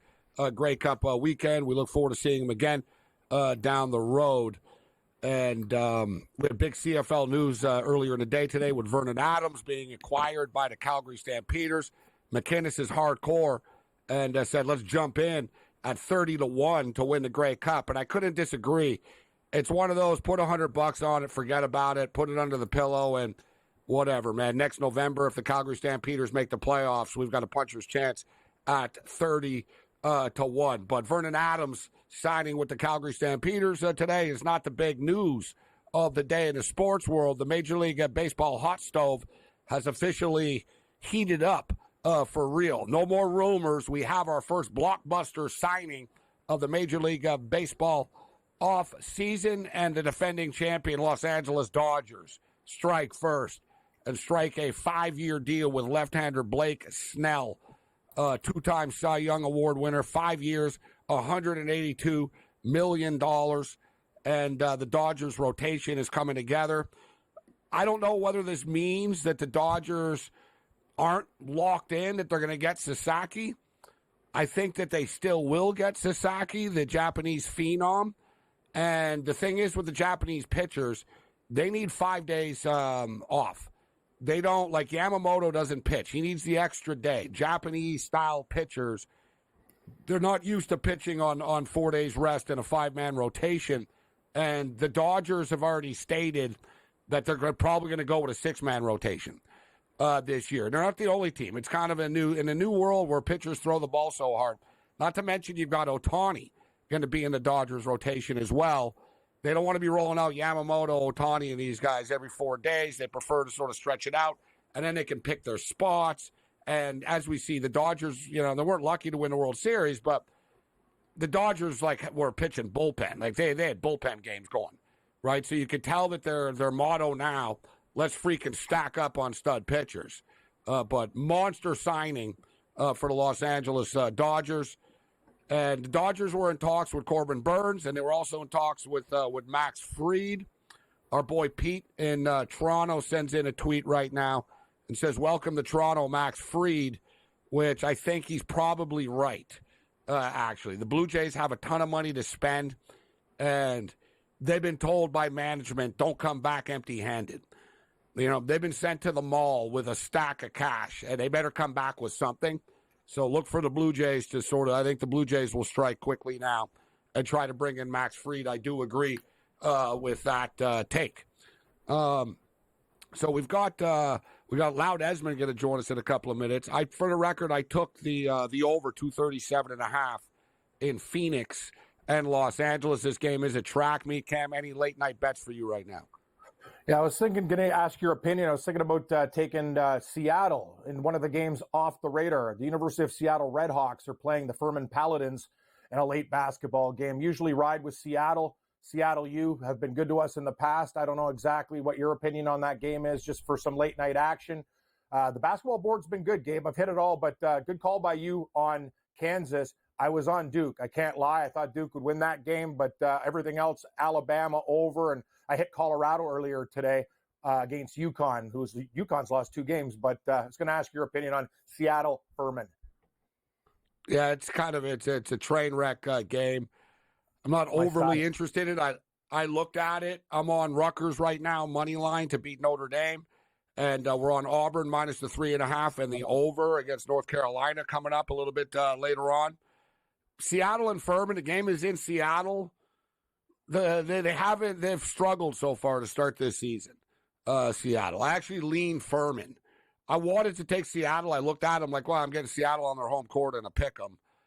So I thought about it, but I think Furman are probably actually a better basketball team than they are.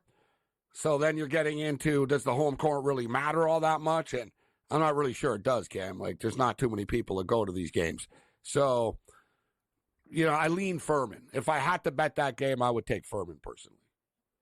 Yeah, I've made a decision. I'm with you on Auburn. I like this Auburn Tiger team a lot against North Carolina. I'm going to ride with the Tigers with you. I like them against UNC. All right, I had a couple of things I wanted to get to, actually. I wanted to get to this with McInnes, but we're already up against it. We got Loud Esmond joining us on the other side. Although, you know what, we'll save the PWHL jersey for down the road. But we've got to get the reindeer tweet in. We'll get a best of X and Loud Esmond rolling. It is Christmas coming, so it's reindeer season.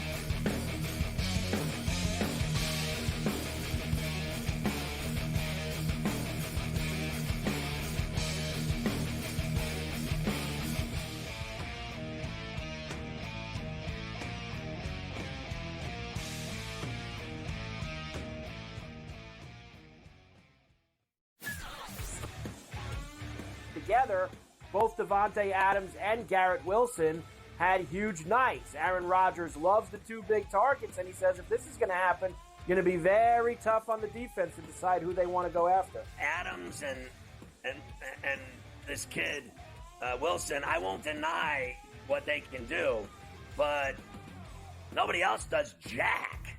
Pharrell Coast to Coast, only on SportsGrid.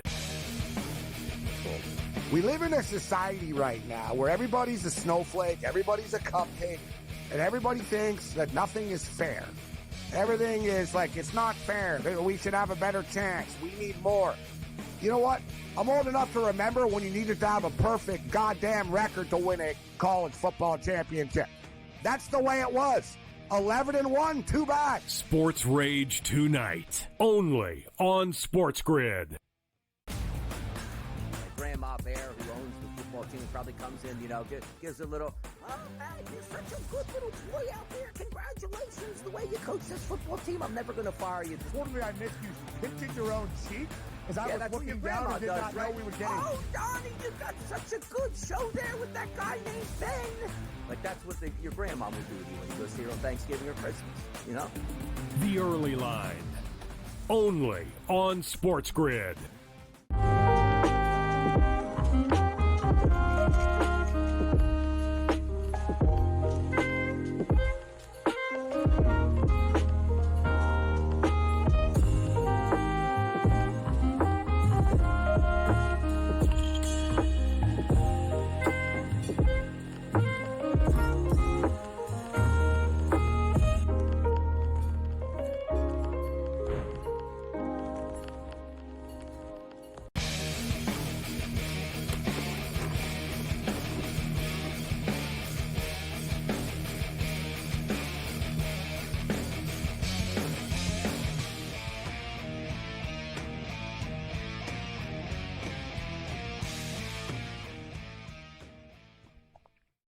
This is Sports Rage.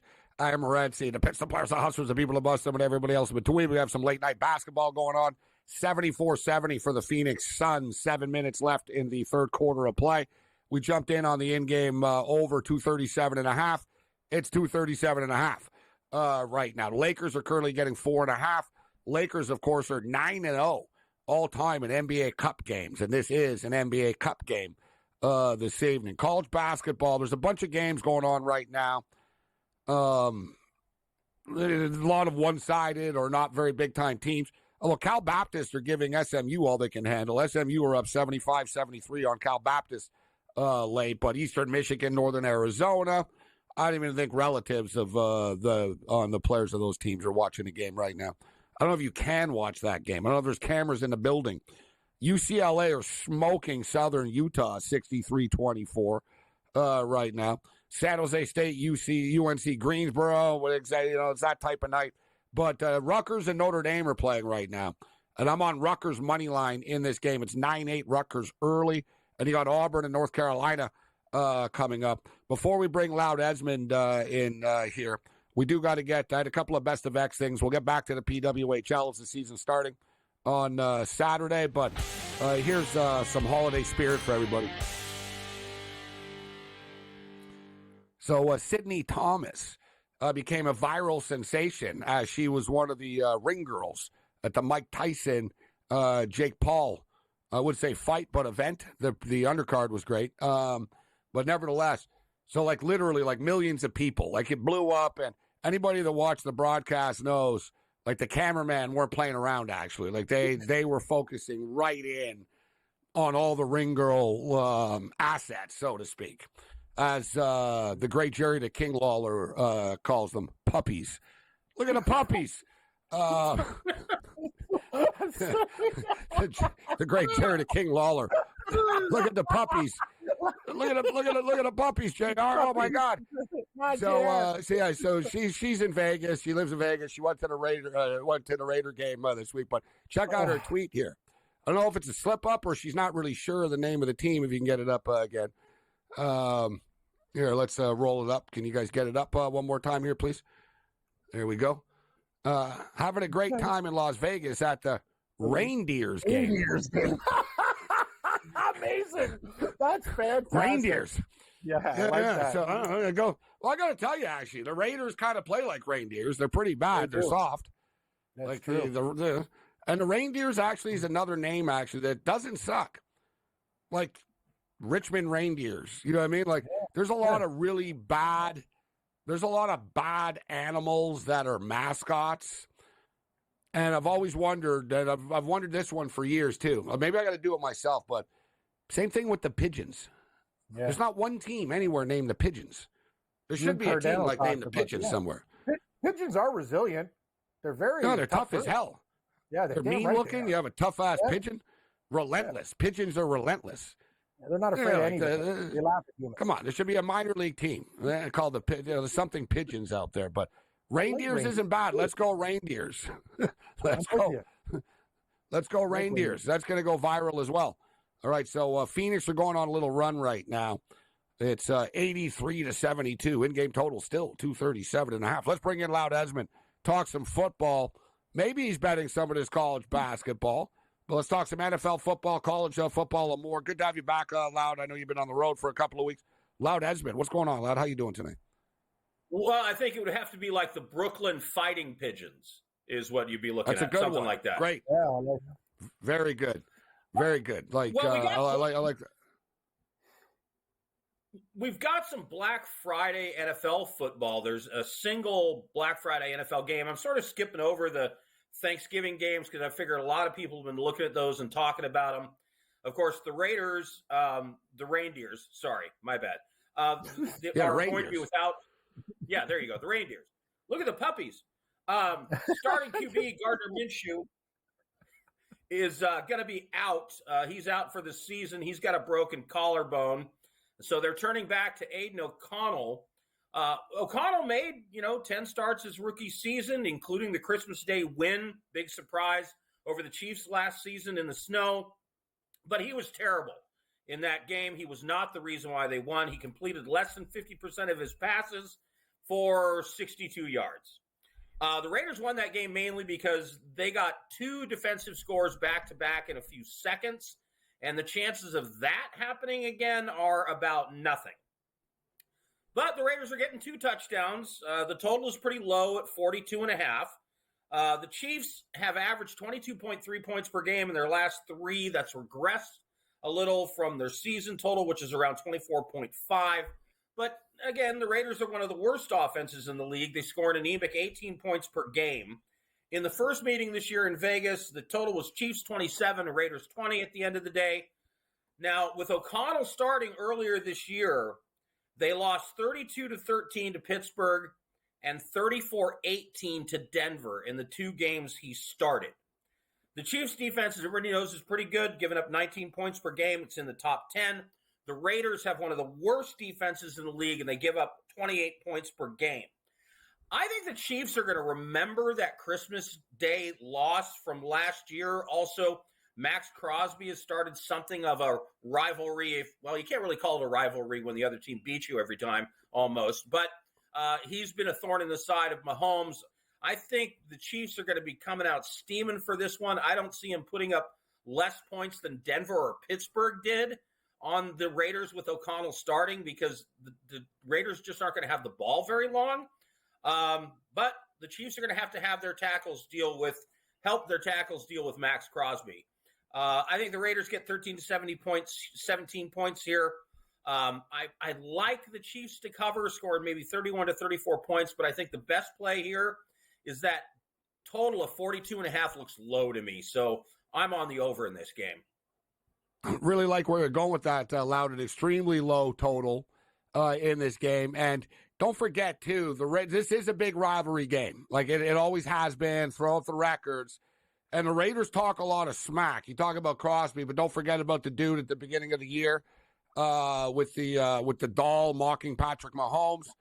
And they asked Mahomes, what does he think about it? He goes, I handle this stuff on the field. And they won't let up. Not to mention, they had their Christmas ruined last year. And they even admit it. They said, yeah, it ruined our Christmas going home after losing to the Raiders. They're not going to want to blow their Thanksgiving weekend here. And, guys, I like where Loud's going with this, talking about the Raiders.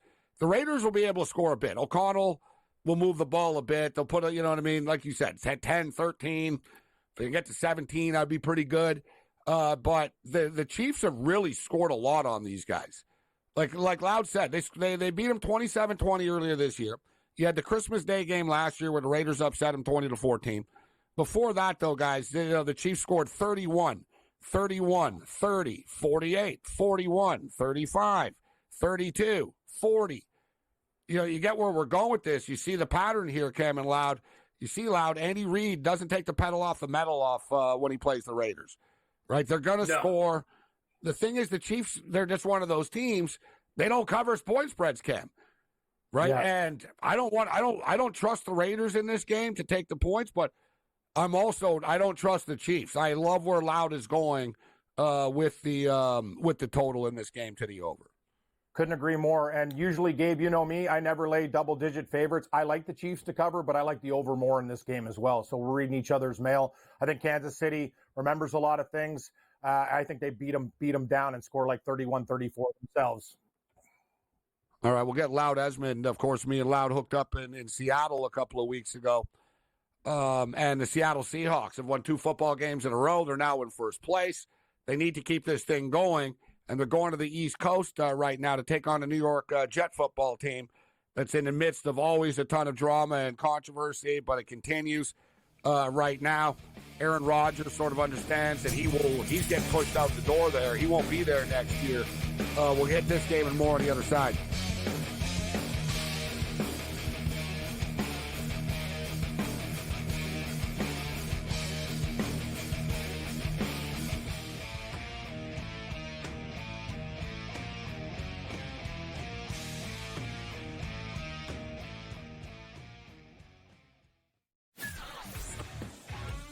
Together, both Davante Adams and Garrett Wilson had huge nights. Aaron Rodgers loves the 2 big targets, and he says if this is going to happen, going to be very tough on the defense to decide who they want to go after. Adams and this kid Wilson, I won't deny what they can do, but nobody else does jack.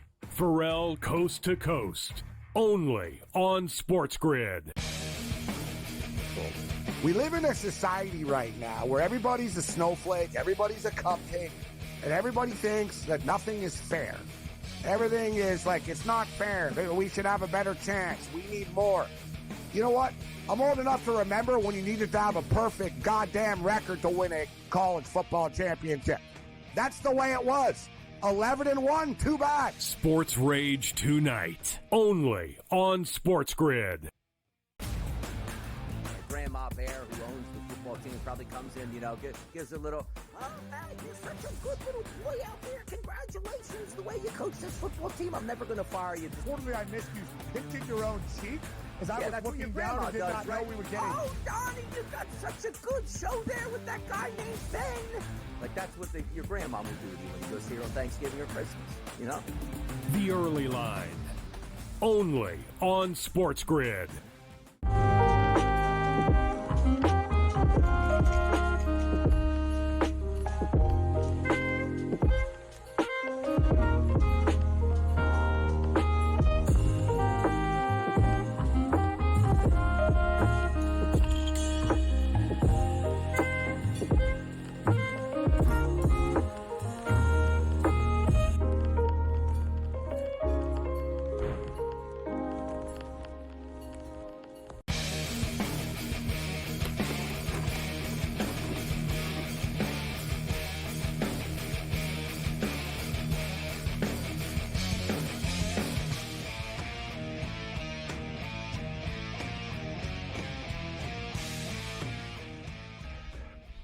This is SportsRage. I am Morency. The Phoenix Suns are starting to pull away on the Lakers right now. They've gone on a run here in the third quarter of play. They've outscored them 29-14. 2.5 left in the third quarter of play. College basketball. Notre Dame are up 16-12 on Rutgers now, midway through the first half of play. And Auburn and North Carolina have started. And Auburn off to a hot start here. Auburn are up 12-4 on the Tar Heels, now laying 8.5 in-game total, 169.5. It closed at 167. Cam actually loud asked about the Furman Seattle game, some hardcore degenerate action tonight. I said, you know what, if I had to bet the game, I would take Furman personally. But what about the Seattle Seahawks? What do you think, Loud? Will the Seahawks keep it going on the road? They beat San Francisco on the road. They go back home. They finally win a home game in which the crowd was engaged. The defense is really stepping up for the Seahawks. Leonard Williams is freaking balling. That defensive line is healthier, and they're creating havoc. That's why they're winning games right now. And even though the Jets blow, they're always either small favorites or a pick 'em. What do you think, Loud, about the Seahawks and Jets game?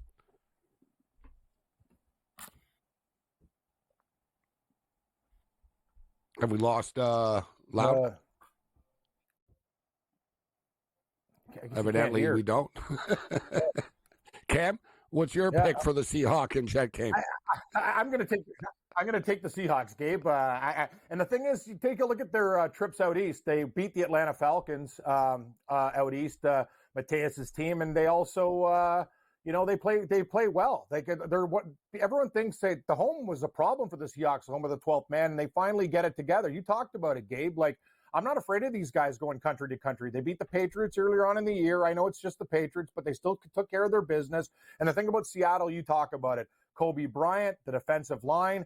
The only issue I have, Gabe, is their offensive line gets really banged up. That's the whole thing. And Geno's running a lot more, and he's doing a really good job. But you're asking Seattle to beat the Jets by 2 or 3 points, and I think they're a much better team. And they understand. Arizona's still there. Rams still there. 49ers got problems. Bills play them this week. If Seattle can get another win under their belt, it'll be huge. Seahawks, please.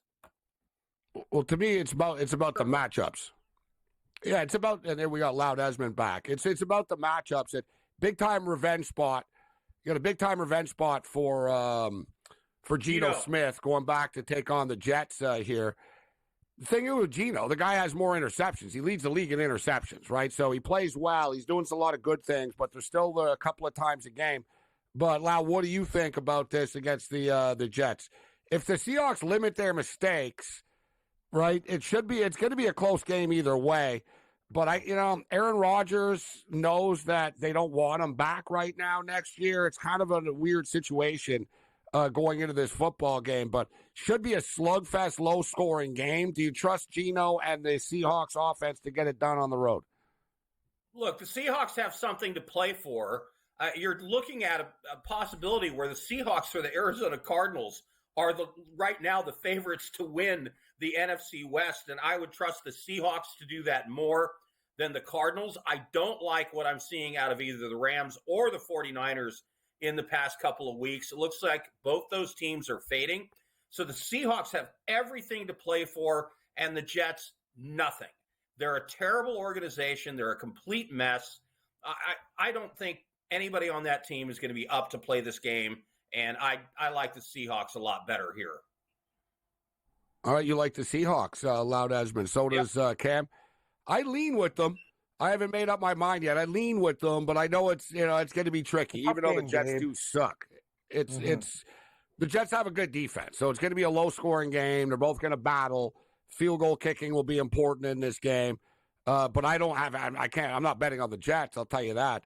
All right, Loud, we got a couple of minutes with you here, Loud. So, what else are you looking at in college or NFL? What do you like this holiday weekend?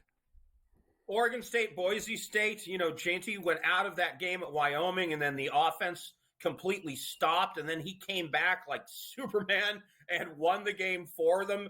The coach is saying that he's going to be a full go for this game against the Oregon State Beavers.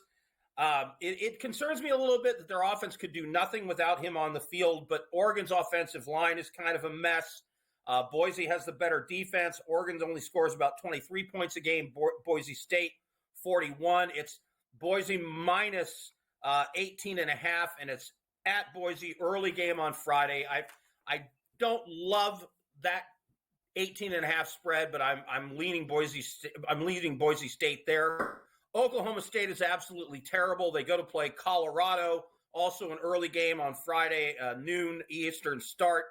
Colorado took that horrible loss against Kansas. Kansas just beat them up all over their field. Dion called out the team in his press conference after the game for being soft. And I think they are going to come into this game raring. They're going to have a tough week of practice. Deion's going to go old school on them, have them ready for this game. I've got a pick of Colorado minus 17 in this game, but a parlay for you that I like. Travis Hunter, 2+ TDs. Travis Hunter over 99.5 receiving yards. Shedeur Sanders over 3.5 touchdowns. He's done it 3 times this season already, scoring 4 touchdowns in a game.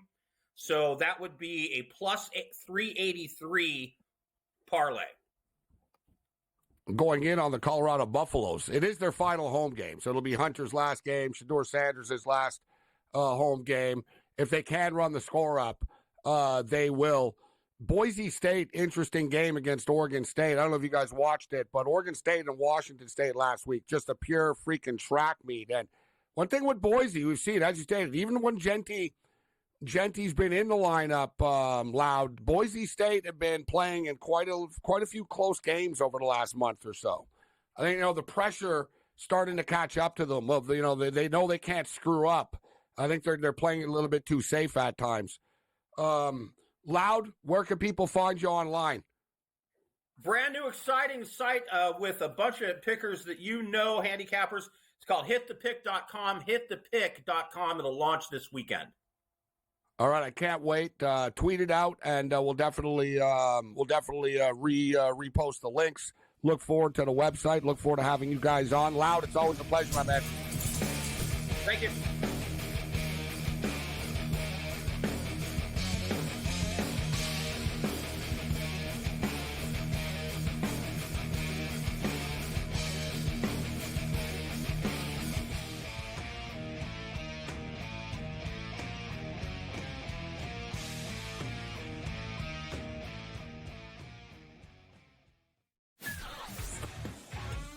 Together, both Davante Adams and Garrett Wilson had huge nights. Aaron Rodgers loves the 2 big targets, and he says if this is going to happen, going to be very tough on the defense to decide who they want to go after. Adams and this kid, Wilson, I won't deny what they can do, but nobody else does jack.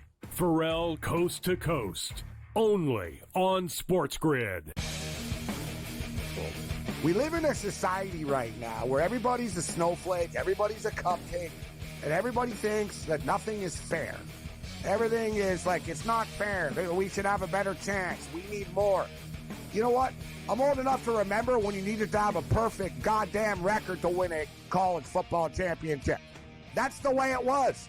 11-1, too bad. SportsRage tonight, only on SportsGrid.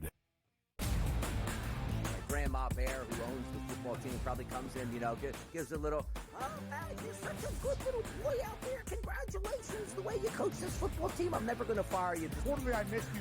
Pinching your own cheek? As I was looking down and did not know we were getting. Oh, Donnie, you got such a good show there with that guy named Ben. Like, that's what your grandma would do to you when you go see her on Thanksgiving or Christmas, The Early Line, only on SportsGrid.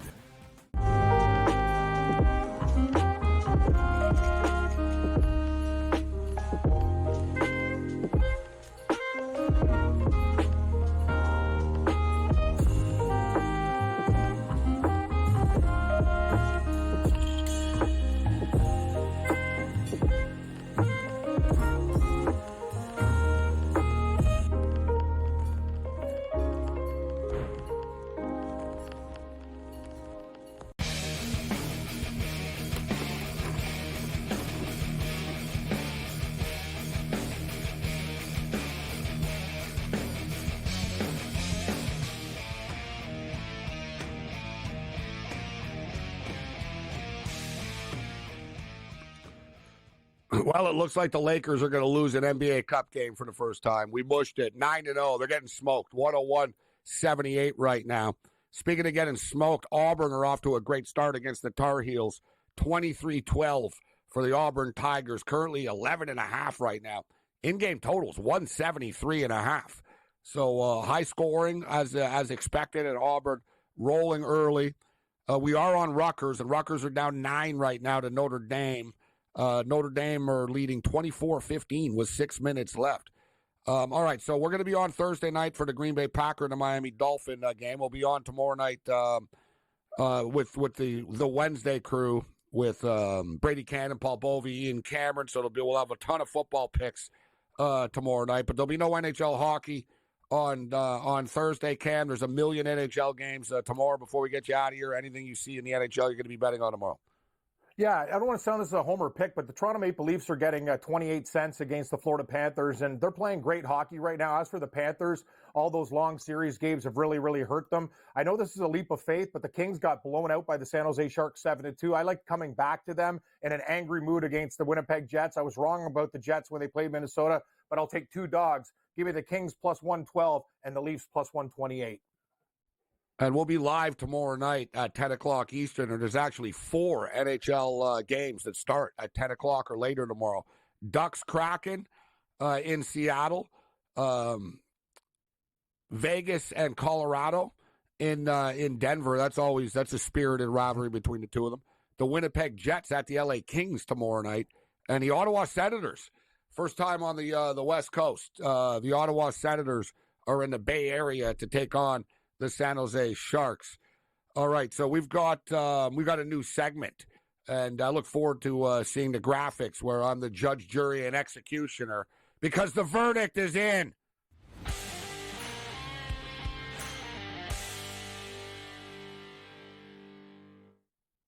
So we had another week of the college football playoff rankings that have been released this week, and it seems that the closer we get to the college football playoffs, the more anticlimactic it actually becomes. Because I know everybody just can't wait to watch Indiana and Penn State play, right? I mean, seriously, everybody can't wait to watch Arizona State take on Ohio State. This is, if you looked at this just looks like a bad Saturday afternoon card, let alone something that we're all supposed to be, oh my God, I can't believe this. And there was no need to tinker with it, right? 4 teams was fine. There needs to be some sort of commitment to excellence. Not, oh, you know what, we have 3 losses, but look at our strength of schedule and look at this and that and everything else in between. We live in an era right now where everything always got to get easier. Let's add more teams. Let's make the tournament more inclusive, right? Let's add more wild cards. Let's add a play-in tournament. It's not fair. There's, when people talk about this stuff, it sounds nice in theory. But the whole point is to actually have the best teams, right? The best teams win. And how do you accomplish that? Whoever loses the least, basically, against in a real conference. Yet you look at this college football playoff format, in which we're in the first year of, so we'll give them, let them figure it out. But, does anybody really believe that the Boise State Broncos are the 4th best team in the country? The Miami Hurricanes lost to Georgia Tech. They didn't fall.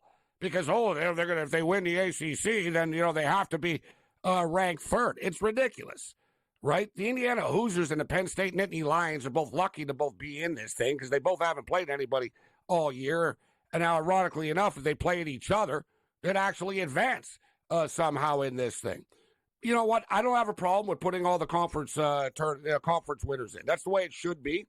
And then you want to have the wild cards. I don't have a problem with that either. I don't think we ever should have changed. Hell, I was fine with the BCS. But the 4-team format was actually pretty good. And, you had the 4 best teams in here all the time. Are these really the best teams in college football? And now we got this stupid bracket that's going to favor some teams more than other teams. The Boise State Broncos, if you win the Mountain West, does that mean you deserve to have a bye in the college football playoffs? Seriously, is this what we're doing? And as I stated, it sounds all good in theory. Oh, you know what? We'll have an expanded college football playoff and it'll be all great. It's really, does anybody care? You really want to watch Indiana and Penn State play? Seriously. Georgia and Tennessee. Is this what it's about? So what? We're going to have, teams play each other for the 3rd time in the same season? And now the regular season games and all these rivalry games don't mean anywhere near as much. The verdict is in. The new college football playoff format sucks.